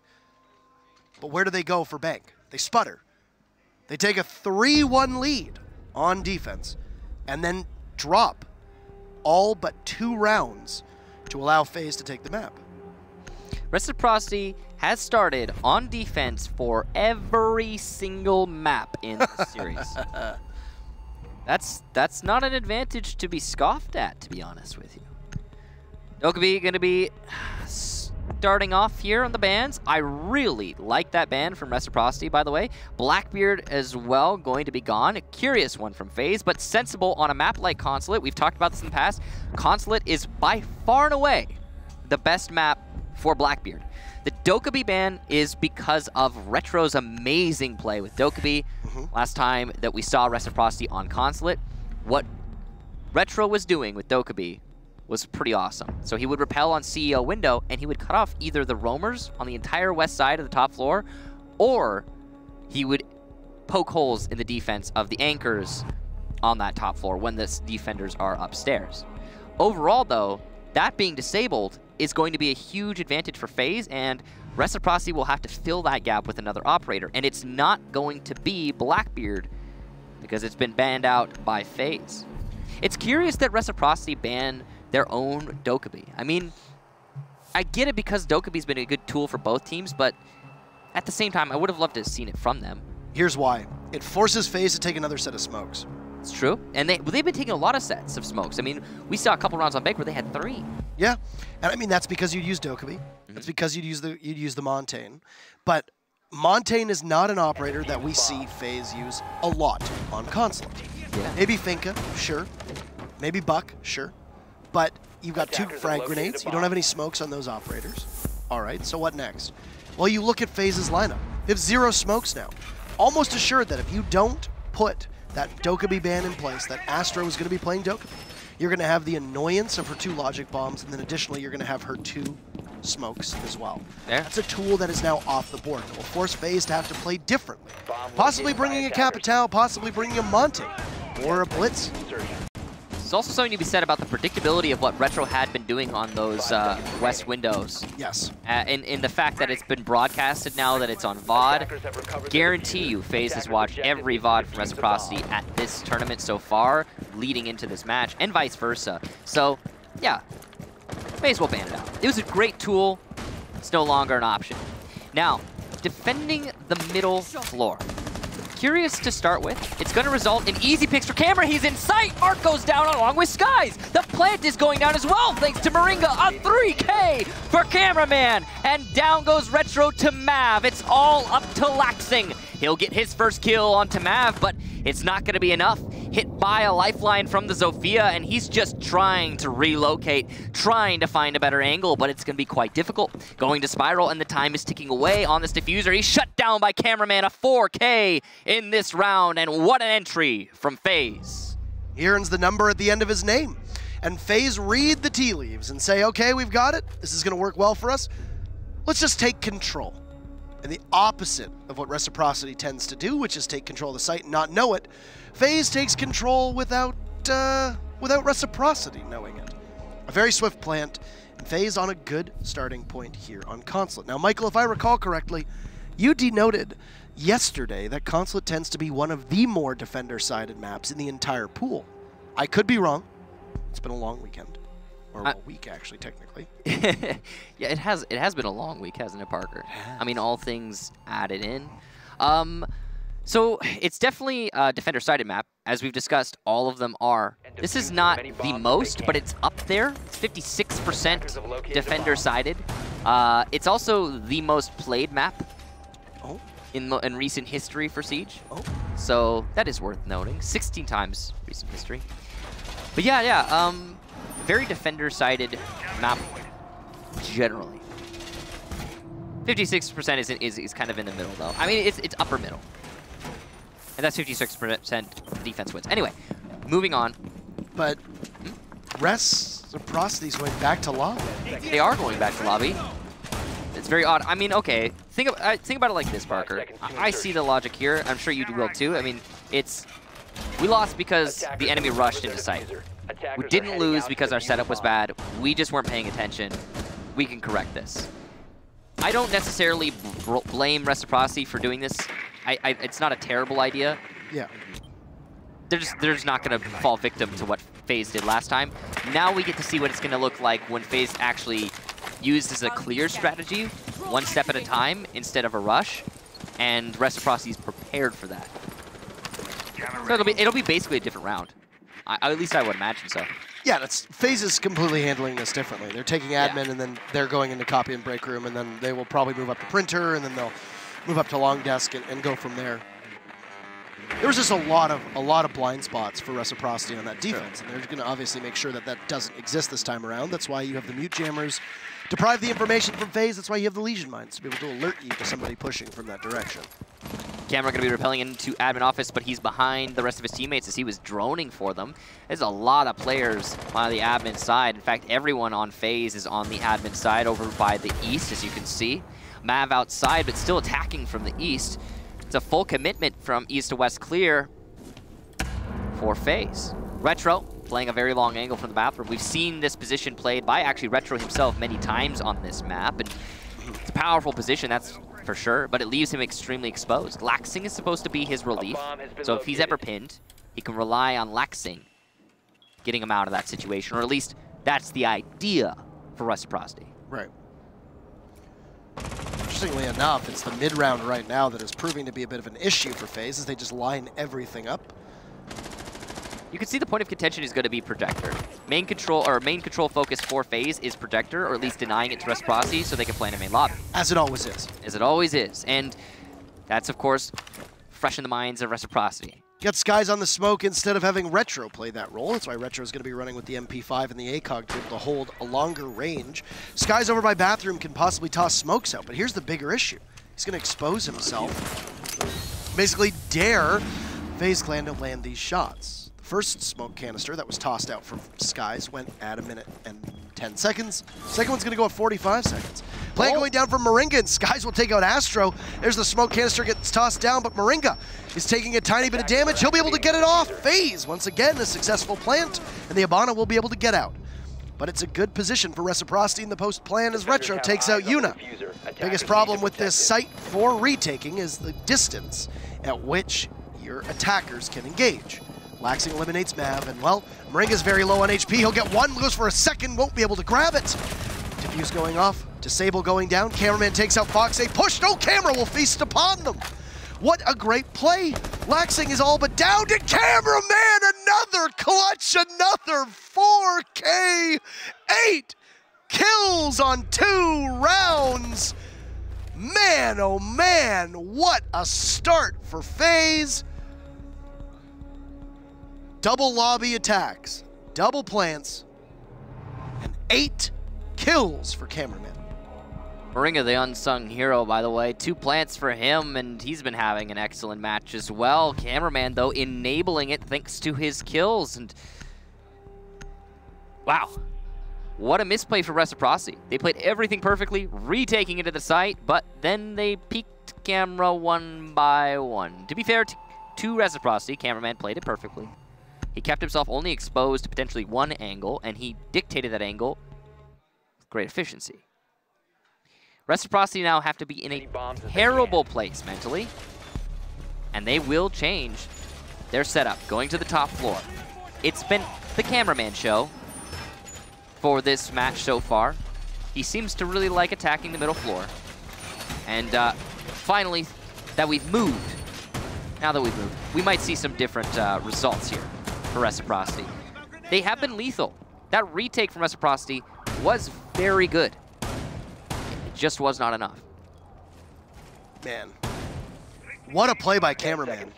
Extraordinarily good individual performance. And he did so pretty much blind. It didn't look like there were any drones to be able to assist him. It's just everybody from Reciprocity pushed him outside. There had to have been some drones outside. There must have been a drone, I would imagine, on the bomb.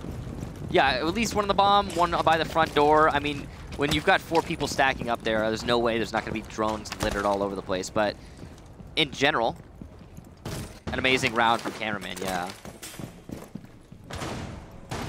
Opening up into the garage, it's going to be... Oh, Hayes, and an excellent shot from Laxing. Cameraman will not get another 4K, and that has got to be a sigh of relief on the side of Reciprocity. Cameraman calling out the nice shot. Respect being paid, and I think it's due. You just silenced the hottest gun so far in this matchup. Yeah, that's a really big frag, and it might be, because of that, the first round for Reciprocity, but it's not over yet. FaZe fan could still recover it. And you still need to be able to transition, right? The IQ going down will mean that Laxing and Mark's utility will be a little bit safer, but it will also mean that FaZe can rest easy. The Pulse will not be aggressively hunted by the IQ, not in the same way we've seen it before. Attackers have located a bomb. So, there you have it. Pretty big win there for Laxing, and it came off of just a random roam downstairs, peek into yellow stairs, and good timing, really. Yes. Possible pressure on Connector over here, as that's where FaZe is looking. A lot of teams will decide to take console and meeting from over on the admin side of things, but that's not the case at the moment. It does appear that it's going to be a console window push. Ooh, FaZe just saw somebody potentially rotating, but no, it looks like he was outside front door. Bad call on my part, but potentially going to be able to see him on the cardiac sensor, at the very least. He's definitely trying to get control of admin office. There is no admin presence right now from FaZe. They're hitting B. Which means that both Laxing and FaZe are not going to be able to support their team if the push comes in fast enough. But FaZe on top of the visa stairs, he'll look over and possibly have a run out. Skies taking out Moringa will mean that Reciprocity has their best possible advantage that they can have. Those guys has been taken down, and it'll look like it'll be an easy finish for Astra. Upside down on Repel in the console office windows. Claymore still safe, but there's a run out from Laxing, and oh, Astro looked away at the wrong time. Pistol is out, Laxing is there to take out Mav. A huge moment, but immediately silenced by Yuna. Will have to do all the work himself. He's got control of yellow stairs, but that might be as far as he goes. As he gets to the top and looks all the way in towards console office. Waiting around the doorway, the UMP of FaZe will give some warning shots and know that Yuna is under watch, and it's Mark, who inside of Cubby will finally give Reciprocity a victory that they need through 3 rounds. Prompt the team to have to go back to one of the other sites. Big 3K there from Laxing. Absolutely. I mean, if it weren't for that, I think that we might have seen another FaZe round. Reciprocity adjusting the top floor, also a huge factor. Big advantage that they had going into that one. Defending the middle floor was not a great choice. I think 2 rounds in a row from Reciprocity. That's the thing. I mean, when we look back at this at the end, no matter the result, we're going to say either A, Reciprocity could have won it a lot easier if they decided not to defend mid 2 times at the beginning, or B, they might have won if they decided not to defend mid 2 times at the beginning. It really has cost them for this match, no matter the result. But they'll be going down to the basement for their 4th attempt at defense. And I think that's a good call. Maybe come back to the middle floor after Cameraman has cooled down a little bit. Yeah. Cool off he has.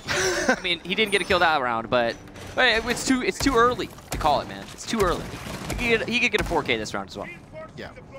He was the first person eliminated in that round, and obviously when you have that player of that caliber go off, well, obviously that's gonna be an issue no matter who it is. Doesn't matter what operator they're playing. Obviously, it's more crucial if the operator is integral to your strategy. I find that a lot of IQs, that the way teams play them, will start the early scouting recon, be able to figure out exactly where the defense is better structured if your drones keep getting shot out or if there's new jammers that cause you headaches. And then you just transition to that frag and roll, which is what Cameraman does. And I mean, you can frag so well in the post. Heartaches. My drone. No. Not my drone. No. Oh, Mark the Shark looking on his teammate's evil eye. Retro got a good position there, and he's going to be able to call a push in through the breach. That evil eye on the garage floor is very powerful. Mirror windows to boot, so information is well in hand for Reciprocity. Only way to get rid of these evil eyes right now is going to be from the lifeline or the grenades. You could use the hammer, of course, but that's not likely to happen. Not where it's positioned currently. FaZe are late clearing on the top floor, but only so late. We still have plenty of time here for FaZe, so no rush at all. The roamers from the defense are currently, looks like, non-existent, at least vertically. Top 2 floors stranded, and yes, indeed, all of the defenders downstairs. And it looks like Laxing's going to make me eat my words. As he moves up to Visa. So a nice long angle down to Zulu that we see being played. It leads outside of the bench. Run out potential there as well if need be, but no. I mean, it's a garage play. You could potentially go for a run out, but I mean, that's only really if you lose control of yellow at that point because you don't have the yellow stairs to possibly vault out of. FaZe putting themselves in an excellent position without having to commit a body to flank watch by having the drones there. That'll catch Laxing. As we noted, Laxing does tend to play that very late lone wolf style of role. Just from the audio cues that we had, it sounded like Cameraman was trying to grab some gadgets, met his fate at the hands of Mark's C4, who then gets tossed aside by Mav. It's a good pick there, but only a response. Mav going to be going for those evil eyes. He'll get at least one. The second nade is already taken out, so he might have gotten the other. We didn't see it, but good result overall for Mav. And yes, indeed, both evil eyes are gone, allowing Moringa to go for a plant behind the black car, and nobody's stopping him. Skies goes for a rush, and he gets it. What a push. Yuna shuts him down. Mav also takes out Laxing, so it's an advantage for FaZe. They have 30 seconds, which is plenty of time. Yuna going for the plant. Above, it's going to be Foxy, but can he deny? The plant is the real question, and no, he won't. He'll get it on the post, but it might be too late. Astro now going to be safe to push all the way outside, and he is in the perfect post-plant position. All he needs to do is wait. There is an ACOG on the defense, but he's just waiting for the push to happen, allowing for the time to tick down. He has a drone. Ooh, he eats some shots there. It's an even exchange of HP almost, but he goes to yellow stairs and they're not expecting this. Oh, go! No, what a clutch from Retro! A beautiful flick onto Astro, who seemed to have every advantage, and Reciprocity will salvage that round. They are so over, they are enthused. Look at them. They are so amped. They should have lost that. They absolutely should have. That was an amazing That was an almost unlosable position from Astro. Yeah, and he lost it. But it was the Maestro. Straight, it was the Maestro who clutched that out. Yeah. I can't believe he landed that shot. It was a beauty. Mm-hmm. It was a thing of absolute beauty. Here's a tricky thing, Parker. Where are we going? Hold on a second here. Let me put my glasses on. It's kind of blurry. He's actually putting his glasses on. 1F lobby, 1F press room. That's the middle floor, isn't it? It would appear so. Yeah, so middle floor, not a great site for Reciprocity so far. Be a little bit tricky.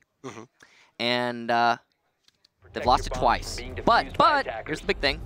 They've lost it twice to 4Ks from Cameraman. And you could make an argument that it is, in fact, possible for Cameraman to not 4K on this site. I don't know if you would make that argument, but it's definitely an argument to be made. I mean, you don't have to go to the lobby. There's still the Teller's Archive site as well. Yeah, if you really want to, you got a fourth site available. You're technically correct. And actually, if you think of it's got, okay, it doesn't get played very much, so the stats are really messed with this one, but it's technically the most successful defender site on this map. If you look at what just happened there are a couple sites in this game that are brutally hard to retake.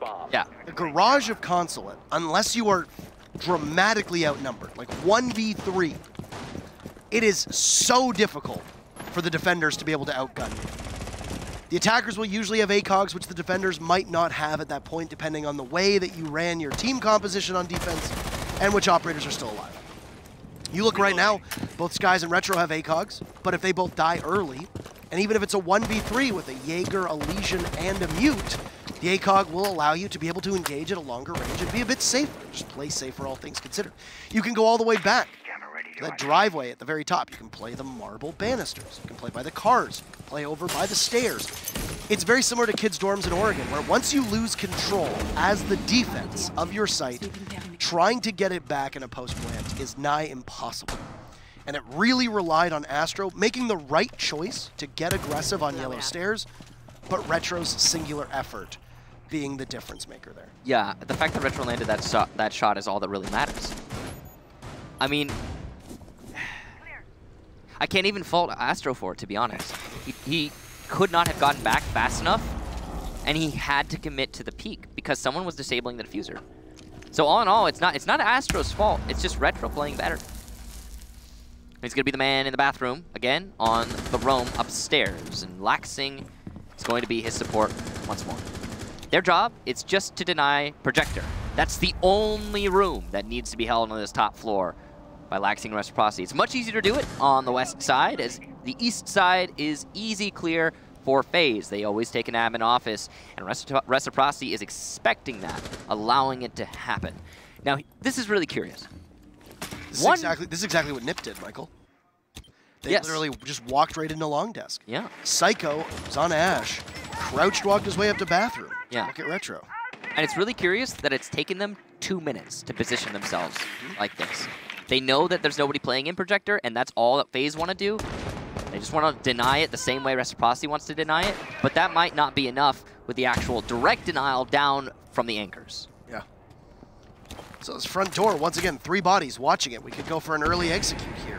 Really fall on any kind of plant denial that could go in. Moringa will just watch it be covered. But oh, a big C4! FaZe finds 2 for the price of 1. And even though Unit takes out Retro, it's Reciprocity all over the board. There's Laxing, another beautiful shot from above. And FaZe thwarted. They walk right in, and they are quite literally shown the door, Michael. And Reciprocity, a great bounce back, and now 3 rounds in a row to lock out FaZe in the latter half of Reciprocity's defense. Console office will open back up for the final stead here on defense for the North American squad. You should never be able to attack in through the main door on a middle floor defense unless you've gotten some picks. The reason you shouldn't be able to, the abundance of counter utility on the defense. Last couple times we saw Reciprocity go to the middle floor. First time they got thwarted by a rush. Second time, they didn't have enough counter plant utility. They were relying on those gas canisters. They did not do Reciprocity justice. This time around, Reciprocity were ready. That C4 from FaZe, it's a really old C4. A really old one. And it actually fell out of favor a long time ago because it became predictable. But cyclical meta. Reciprocity have brought it back. Worked out great for them there. FaZe just seemed to not expect the C4 from below. That's the only reason I can imagine that they're doubling up on that push in through the front door and having somebody rush in instead of just leaving the planter out to die while trying to cover them to the best of their ability, which is what you would usually do if you were aware C4 is in play, because you lose your planter, yeah, but if you still have manpower, you can re-up on the plant. 10 seconds left. But not the case here for FaZe. They doubled down, they lost their manpower, and it 5 cost seconds them. left before insertion. Now, as you said, the top floor, the final site here for Reciprocity, and this was the first site, first round, in fact, Reciprocity managed to take, and it could give us a 4-2 split in the first half. On defense, on Consulate, yeah, that's okay. Yeah, I mean, no matter what on defense, doesn't matter the map, actually, in this meta, you should be ending about 4-2. The only map I would say that's an exception to that is probably Oregon. I think that's it. And that's because Oregon has two kind of... Yeah, and then two kind of okay. Two kind of all right. Yeah, all right sites, and then two sites. If I was to use noise Grunts. and grunts Yeah. To describe Oregon, it would be like, okay. Oh, I guess okay. And yeah. For the defense. And if we're talking about Consulate, that's the thing, is you've got and yeah, in terms of bomb basically sites. Yeah. I mean, and again, while the new site is an it's also statistically a really good site. It just doesn't get played very much. Not a lot of teams have strats on it, and that's why it's kind of in the background. So, final round, and it's attack onto Long Desk, at least final round on the first half of this matchup, and it is our third map as well. FaZe and Reciprocity, as we predicted, would need every single map to get to this point. And even though this is the best map, statistically, for Reciprocity, one of their best maps, they fell to NIP in their matchup just a couple days ago. So, or rather, just in the last couple hours. Wow. A beautiful toss from Foxay to eliminate Yuna. It's been moved on to full support. And as the Thatcher goes, so go will the EMPs.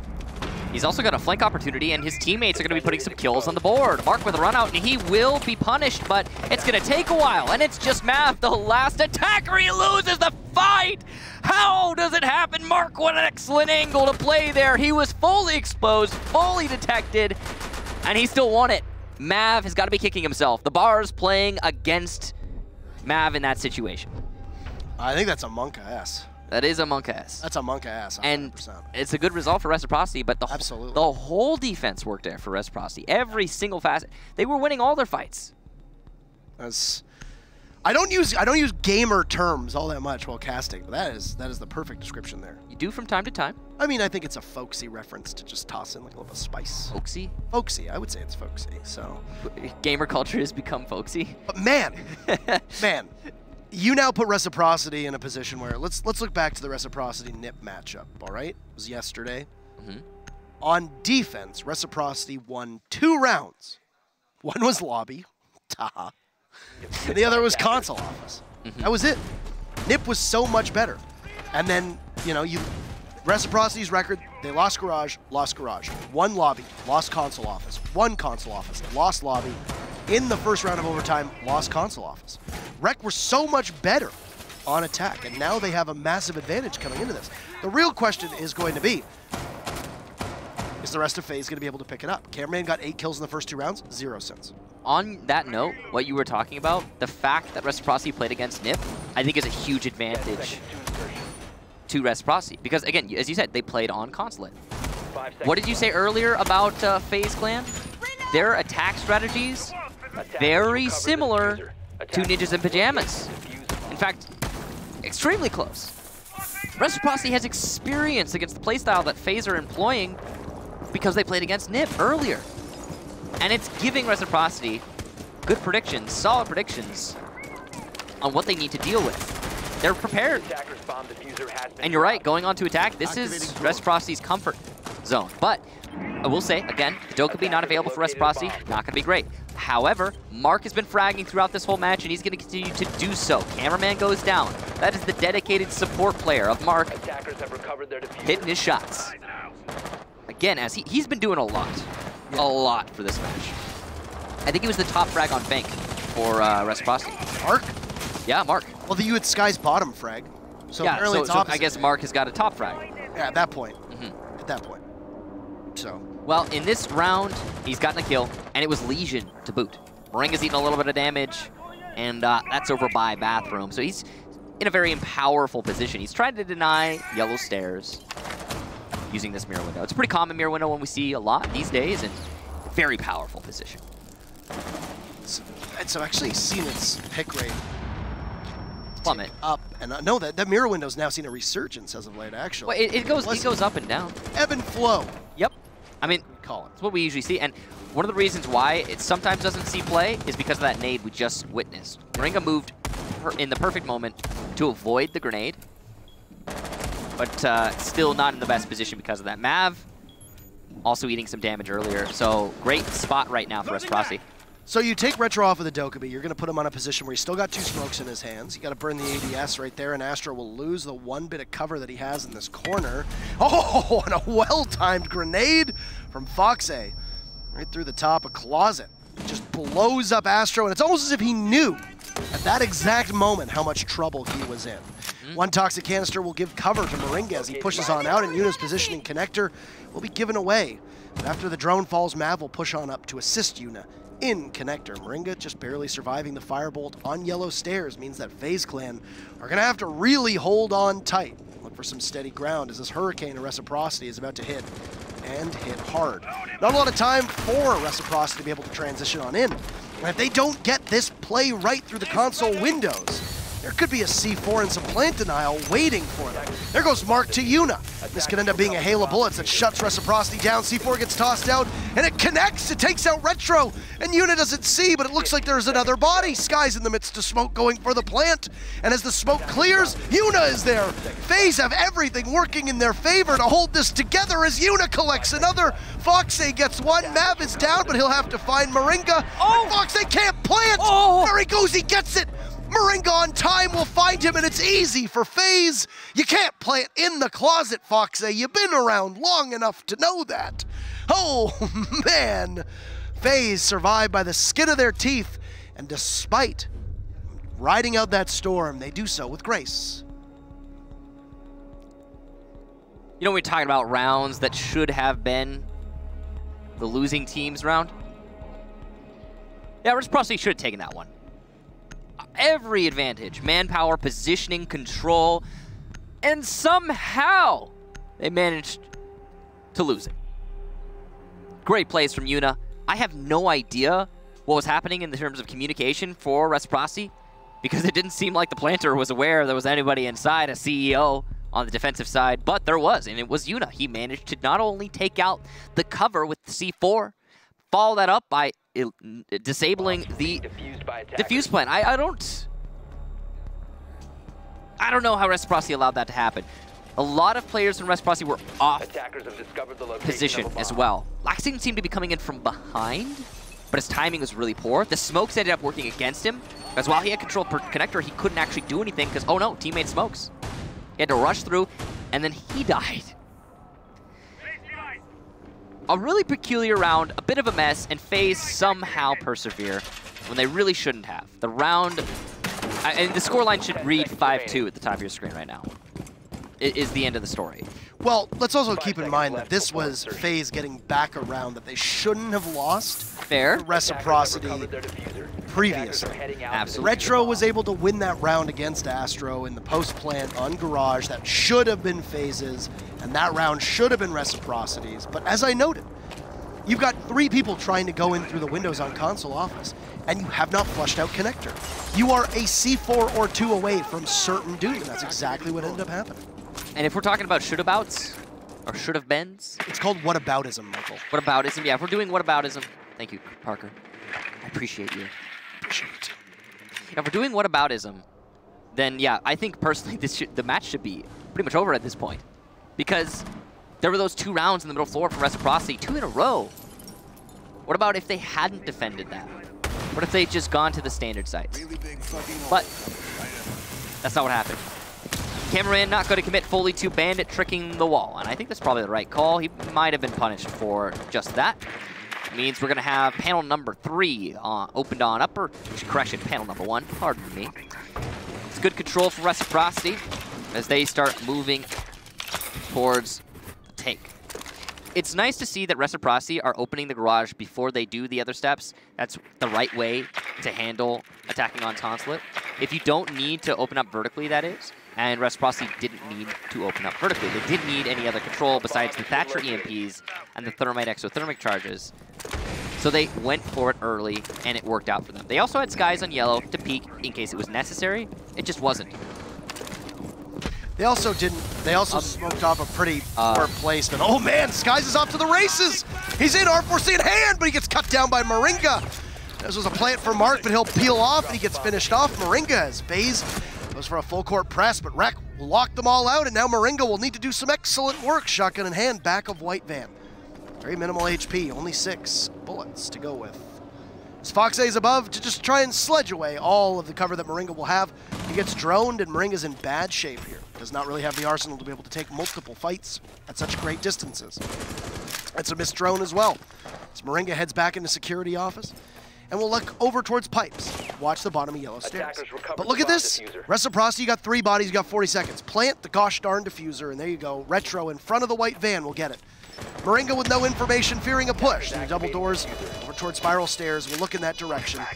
Reload, might as well get yourself as ready as possible for the rocking that Reciprocity is planning on giving you. Because, Michael, this is once again the site where everybody's going to retreat and play as far back as possible and put you as the lone defender in a terrible position to try to retake. That just the diffuser that needs to be disabled is sitting in the middle of the open.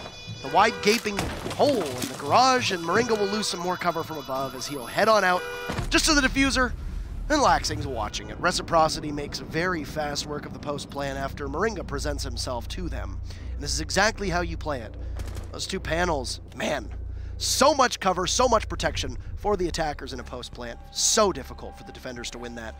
Moringa was essentially helpless and hopeless in that circumstance. Moringa was the only player on the side of FaZe who was awake and aware of the danger that was Reciprocity pushing through the garage panel. The only one. He not only denied the initial plant using his gas canisters, but he also shut down the rush from Skies. He had an amazing round, but everyone else on FaZe fell by the wayside. And it was a pretty easy sweep for Reciprocity. It's going to be another basement defense here for FaZe, and you can expect Reciprocity to be a little bit slower with their take this time. They now have gotten their rush back from earlier in the match, and that karma being paid, I don't imagine Reciprocity will get away with it again. Laxing again. Boy, Laxing has been having a tournament and a half. We've talked about it in the past. Laxing is the definition of a LAN player. So is Skies usually, to be fair. But Skies is having an awful day. Yeah, he's having an awful day. It's all right, though. Other players are stepping up for Reciprocity to make it happen, and that it's not unheard of for your main fragger to just not frag, and the support players to start stepping up. Yeah. But yes, Laxing, again, the definition of a LAN player. If you want to see somebody who really excels on the LAN environment, it's Laxing. And he's showing that right now. Reciprocity as a whole, though, working as a good unit. They're pretty close to victory here. It's taken all 3 maps, but I don't know. Consulate has just looked like Reciprocity's playing ground. Just glad that they were able to finally get a diffuser down. Like, yeah, it took you got one job. It took him a long while. One job at that point. I do think that Reciprocity needs to think a little bit how they play with that diffuser. I mean, Mark's one of their primary supports, right? Mm-hmm. Last map, we saw him top fragging. Yeah. So, I mean, yeah, Reciprocity, they have a little bit of, I think, planning to do on the diffuser in the future, but it has, as of yet, not cost them too much. The ability to turn a game around that Reciprocity has so far on Consulate needs to be given a bit of attention here. As you said, it just looked better, but those first 2 rounds, how swiftly FaZe walked in, got the plant down. Cameraman drops 8 frags, 0 since, by the way. In the next 6 rounds, Cameraman unable to find the board, but that's okay. The rest of his team has been able to pick it up. And you've had Cameraman in various different positions where getting kills not really his requirement. But that could have been, after 2 rounds, the end of any other team. Yeah, a lesser team would have let that tilt them. Yes. Absolutely right, Parker. FaZe very far off site. They have both an Echo and a Maestro, so this actually looks like a bait. They want the attackers to commit to a push here. They've also got the C4s set up from security. This is a very, very dangerous stack for FaZe, but they clearly know what they're doing. They're expecting Team Reciprocity to attack the same way they did in the previous round. I don't know. This is going to be really explosive. Yeah. If it feels like it's too good, then it probably is, right? Here's your Ying push, though. Plant falls off. Skies gets cut down. Unable to make it towards the rotate hole. It's just going to be as mobile or immobile a drone as possible. Cameraman eliminates Skies. So there you go. Pick up a kill, but FaZe will trade off Mav. So both teams will lose 1. Skies is downed and then finished off. That's a win for FaZe Clan. It also blunts the momentum that Reciprocity had to be able to get inside of the site. All reliable Yokai drone is there, but Laxing on yellow stairs will punish Cameraman. And FaZe ripping up the floor from above with Laxing looking to possibly try and help out. With those smoke canisters still on the board from Moringa, Mark is too low to commit to a proper plant, as is Retro. And the Yokai drone still up could spell disaster. But Astro with a great gun in hand walks right up, tears through Mark the Shark. And Artillery will head back as Yuna's there. Moringa will also go in, and Retro will have to fall off that defuse, but he's going nowhere, concussed. And seeing many different forms of FaZe as they collapse on him. And it's a good hold for FaZe to be able to take the garage. Only takes 2 opportunities and keeps this gap very close as Reciprocity's rush does not go according to plan, not go according to schedule. And that's a garage defense successful for FaZe. It's the same problem that Reciprocity had on Bank. Their strats are stale, man.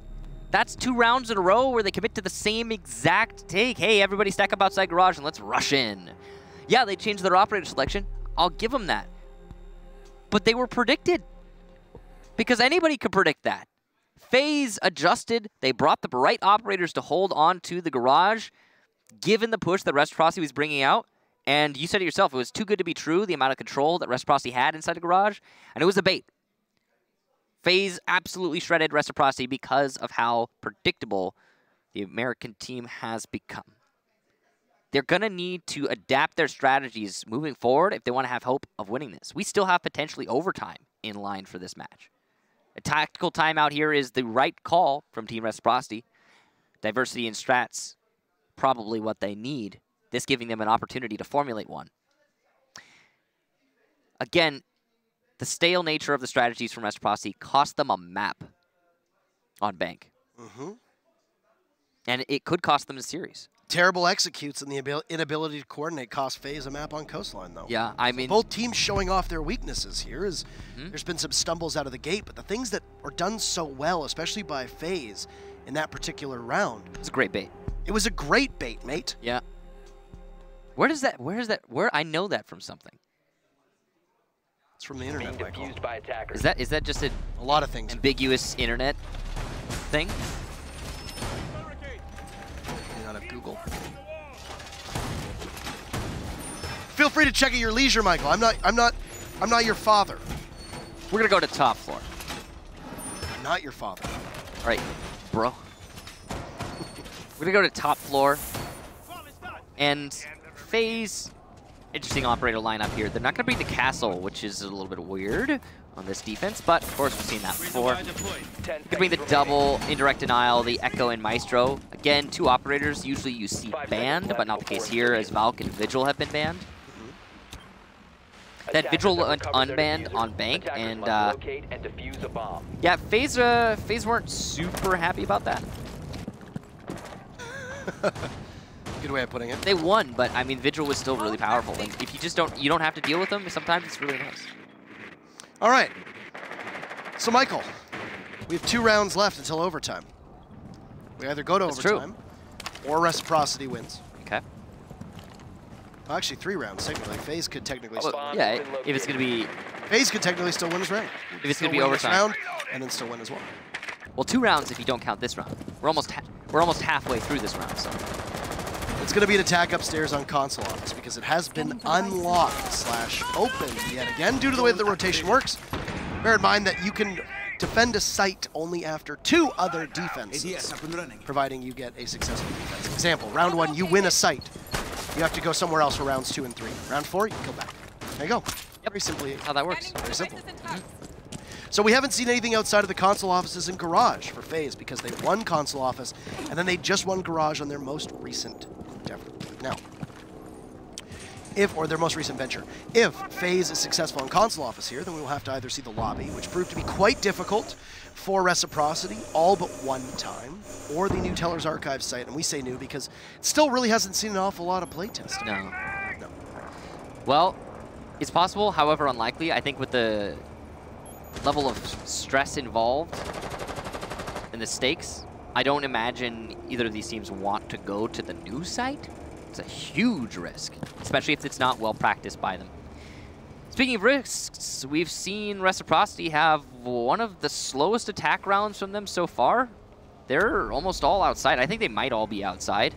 Yes. Just waiting for something. What is Laxing doing? He's watching the run out. He's baiting for the FaZe for the run out. Makes sense. It's a smart play. Right, but it could potentially be really bad as Cameraman's going to take out Mark through a run out and a second one for Cameraman. He's not supposed to get that. Sky should have gone the refrag there. This round is all but over as Mav eliminates FaZe. Retro and Laxing are all outside. I mean, Laxing going to start moving his way into the building. He's, I believe, the first attacker to do so. But will it really matter with so little time and so many operators to fight? No, this is going to be very difficult. Retro holding the diffuser as well means he's very susceptible once again to Moringa's smokes, very similar to last round, or even possibly a goo mine or two should he hit them. He's only got about 30 HP with which to work. He'll head towards Yellow Stairs as Laxing is on the other side of the map, and I'll just wait for the telltale signs of one of the defenders there. The Maestro's going to pop on up, shut down Laxing, and Retro getting a kill of his own, but it could be largely impactless as he gets pushed from Cameraman, who has woken up. And ladies and gentlemen, we got a tie game, 5-5. And FaZe, you can tell, motivated, in good spirits. And that was momentum-based teams, those emotional teams, Michael. FaZe being one of them, they're fired up. Middle floor here for FaZe. It's gonna be the first time they go here. They've got to go full circle. They won the basement, they won the top floor. Now it must be either middle or the new site, and they're gonna commit to middle. That last round from Reciprocity, I have no idea what they were thinking. I really... Maybe they weren't. Maybe they weren't. Maybe the previous loss got inside their heads, because that attack strategy was just nothing. It was actually nothing. They were all sitting on rappel waiting for picks. Right. And that's not a strategy. Protect your bombs from being defused. I don't think they were expecting Cameraman's play more than anything. That's true. Cameraman essentially broke them. Yeah, with the run out from the garage, that's a flank you have to watch. By the way, we were talking about how Laxing was watching the run out for FaZe on that bathroom rappel, and that's great and all. But who is watching the run out from garage? Because that's an angle left uncovered. It's important to note that there is a way to watch all of the runouts on the west side. If you rappel on the wall next to those stairs by garage, you can catch somebody running out from garage. You can catch somebody running out from yellow window or door. I mean, you have everything pretty much locked down. You can also technically catch somebody running out from the piano windows, but it's the hardest angle to cover. No matter what you're looking at, though, that's your best bet. No one was on that position. Doesn't really matter. It's personal preference. The baseline of that rappel is that you should have 2 people covering runouts if you're going to commit to it for the long term.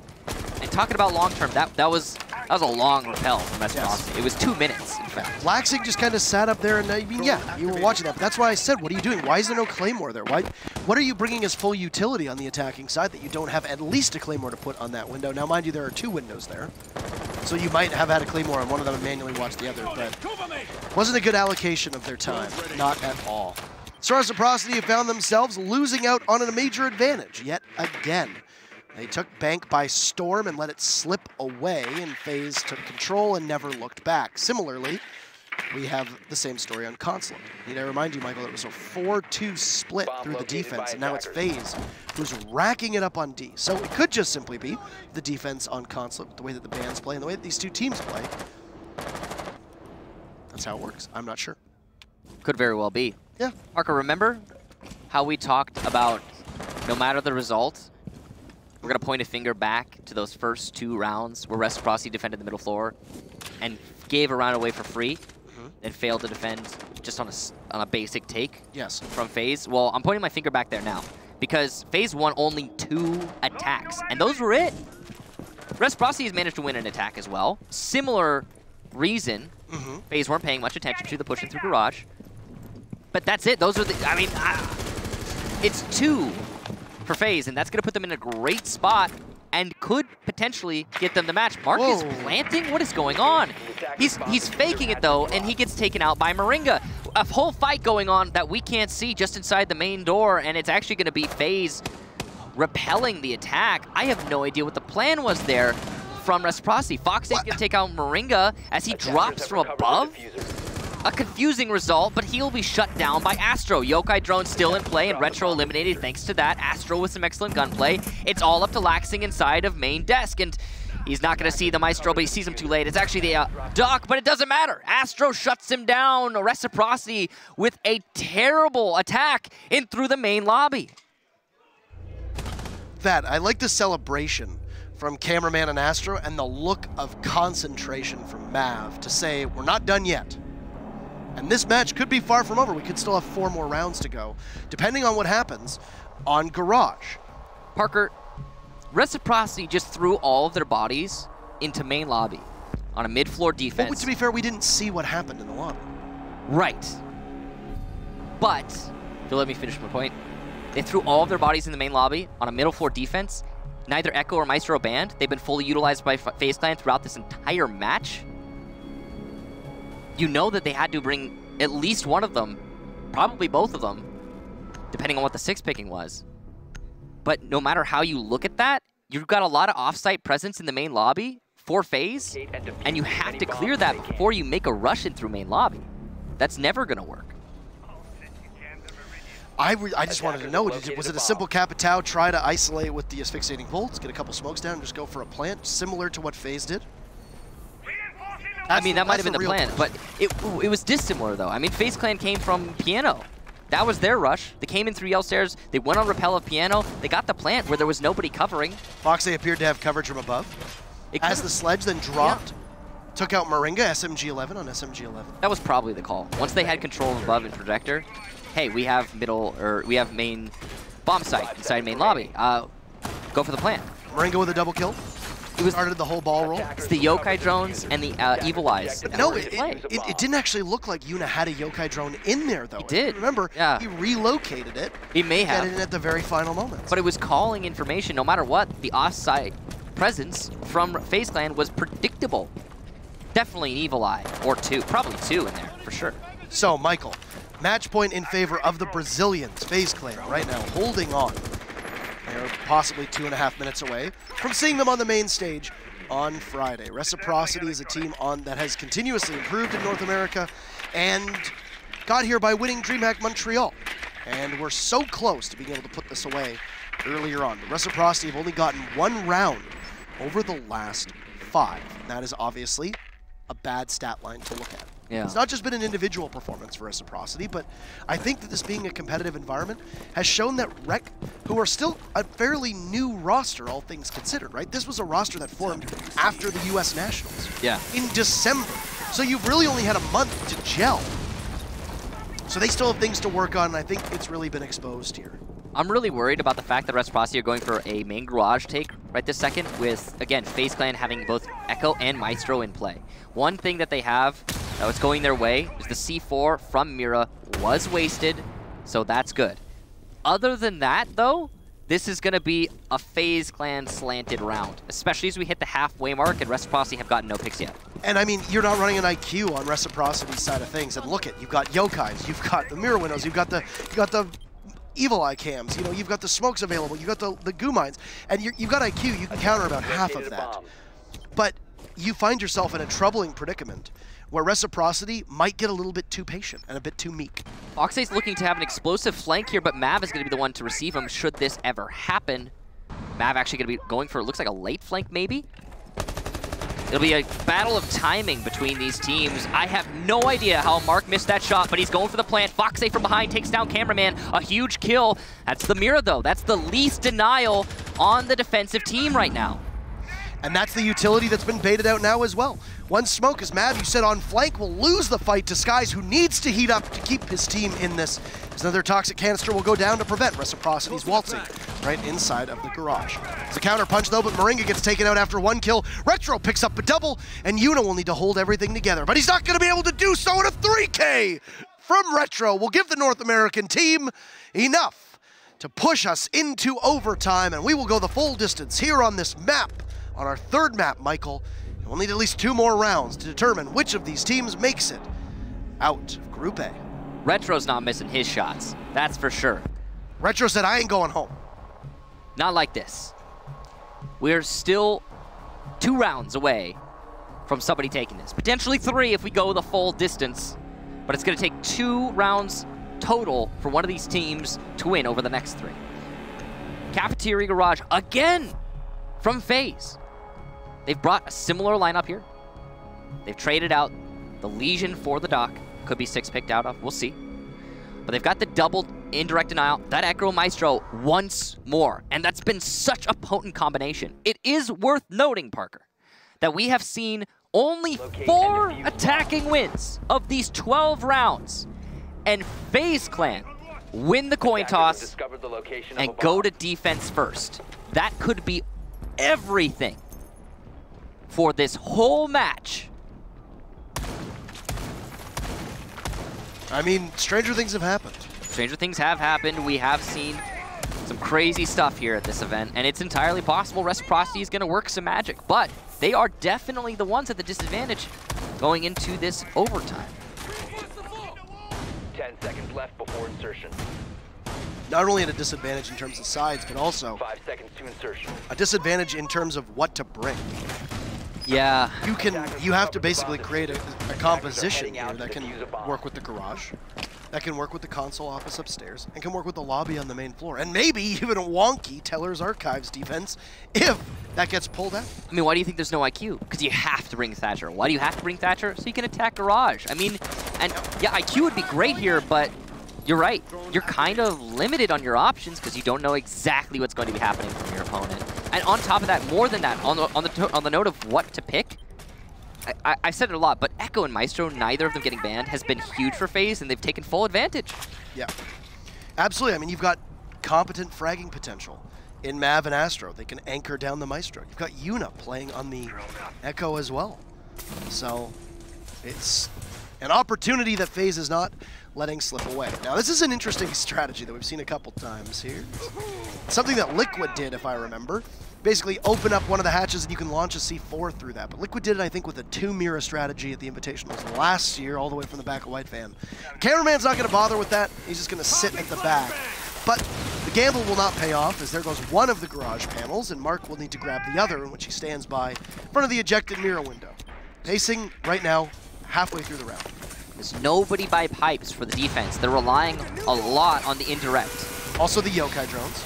The yokai drones, the indirect from both them and the Evil Eyes, going to be very powerful here, but it's forcing a retake strategy from FaZe. It's definitely a combination that's worked for them in the past. They might be predicting a Ying to be brought by Reciprocity, and that's why they're playing so far back, which would make a whole lot of sense. Which is what Skies did bring. But it did not work for them last time, and that's why I'm guessing they're not bringing it here. It's still anyone's round, but FaZe are in a good spot. And here we go. Smoke's going out, and Mark will just watch very tenderly as he goes for a plant in a spot that a lot of people aren't anticipating. But Astro is there, and the yokai drone will possibly spot him. Sky sees Astro, but no! They don't spot Mark! Reciprocity locks the site down. Skies gets 2, which will force the double ACOGs of both Mav and Yuna to try to retake in a 2v5. An almost impossible situation. A beautiful shot from Mav, and Yuna will get Skies, but all the rest of the bodies from Reciprocity will be so far removed. Mav picks up yet another, and FaZe right now grabbing victory from the jaws of defeat. The timer at half, Mav on yellow stairs, watching very patiently. Yuna trying to long arm this as best as he can, but He's only a pixel away. Mav gets down, picks himself back up. Yuna going for the disable. Oh my goodness, Laxing is there. Mav takes him down, and he'll have to grab the diffuser. But no, he's out of time, and he's out of life. Laxing dismayed, but Reciprocity managed to still hold it together. And the whole region of North America will breathe a deep sigh of relief, as it's a defense for Reciprocity and long faces on FaZe Clan as they now sit facing elimination and an early trip home. What a round. Period. I mean, both teams played out of their minds. There was no world where I saw Mav and Astro bringing that back, but they came darn close. Within 1 kill of winning that round. Retro managing to clutch it in the end, as he has been so clutch on these basement attacks and throughout this tournament. Seriously impressive feat for Retro to make that happen, and more importantly for Reciprocity as a whole. The most impressive thing to me was the plant, and such an odd location. If the Yokai had just seen the planter, it would have been an easy denial, and he was in a position where he could have denied. But, and this is very ironic, the gas canisters from smoke obscuring the vision for the Yokai. He couldn't see him. Yeah. He couldn't see him. That is such a oof. I mean, it's misfortune. It's truly misfortune. You can't predict that. I mean, you can't blame the smoke. The gas canister should be going down. He's trying to deny the plant, same as you and your Yokai. And you don't think that anybody's going to be planting over there, because in the times that I've casted this game, I've maybe seen 4 or 5 times that somebody's planted in that part of the map. Uncommon as all heck. Extremely uncommon. And that right there is the tenacity of Reciprocity. The beauty of that call to plant behind that box, they clearly wanted to do that from the get-go. The whole take was centered around it. Why did they want to do that? Because they knew that nobody from FaZe were defending behind white, which is a key anchor position for most defenses. Since no one's behind white, Reciprocity focused and prioritized control of the platform. Once they had control of the platform, they didn't need anything else. The plant was going down. None of the denial was in a position to deny the defuse going down. So just, wow, a brilliant calculation. Came within inches of failure there for Reciprocity, but still the right call. And that was a salvaged round if I've ever seen one. And now they get the advantage of defending. Potentially, all they're going to need to end this. Attackers are moving out to locate a bomb and defuse it. So what kind of heroics can FaZe muster up here for their fan base, for their region, for the rest of this team? It's do or die, quite literally, in regards to this particular setup. We're going to go up top to console office for the very final round of defense for Reciprocity. There will still be 1 defensive round for FaZe, if FaZe pulls it off. But given how the defense have looked so good, that's definitely not a foregone conclusion by any stretch of the imagination. Now, a lot of times that we've seen an attack on this site, Reciprocity have stacked 2 bodies up by Visa. Right now, that's exactly where Laxing is going to play, and the pulse of FaZe was not too far off. But FaZe's upstairs right now, instead of being down in server. So a bit more of a conservative defensive setup from Reciprocity for the time being. I think that's smart in this situation. Laxing the only one that's roaming.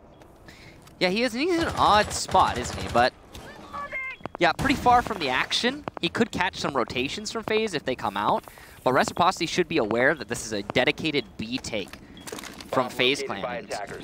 It's a bit of a risk to go for that, but hey man, you gotta do something to give yourself an edge. If nobody takes piano control from FaZe, and nobody from FaZe flushes out connector, it's so easy to thwart a double repellent on those windows to console office. This is looking a lot like that round from Reciprocity where nothing happened for the first 2 minutes, and oh, something will happen, but it's exactly what FaZe don't want. Mav, one of their best players, will be picked off by Retro. Who peeks that? Who peeks that indeed, Parker? But it works out for Retro, and that's all that really matters. That's a kind of play where it's just, you know, it pisses Mav off. It does, and it might cost them this tournament. Your only set of frag grenades from FaZe Clan gone. Your soft destruction, your ability to play underneath the site and clear out any roamers, also equally gone. Reciprocity are sitting pretty now as we hit the last minute, and all they need to do is wait, use their utility deny, and they're going to get another one onto Yuna. Mark the Shark shuts them down on yellow stairs. And Reciprocity just needs to wait as the yellow cloud will smoke will slowly dissipate. Cameraman down in Zulu taking some damage, and he'll run off with Laxing on a deep roam down in the basement looking to come back to site. He'll do so through spiral stairs, but he gets caught out. And actually, there's still a pulse left. Not just in FaZe's hands, but also in FaZe as they pick up 2 kills. But still, control of Connector is being held for Reciprocity. This is pivotal. If you can't push Skies out, you cannot make this work. And there you go, Skies gets 1, but down by Astro. You got FaZe below, Astro gunned down, Cameraman will need to do it all. He was so good in rounds 1 and 2. All of FaZe watching as Cameraman has no time, he has no diffuser, and that's it, Reciprocity will take it. There will be representation from 2 North American squads as it comes down to the wire, and a lead slips through their fingers, but they regain the momentum at the very right moment. Reciprocity will be your 5th team to make it to the main stage on Friday.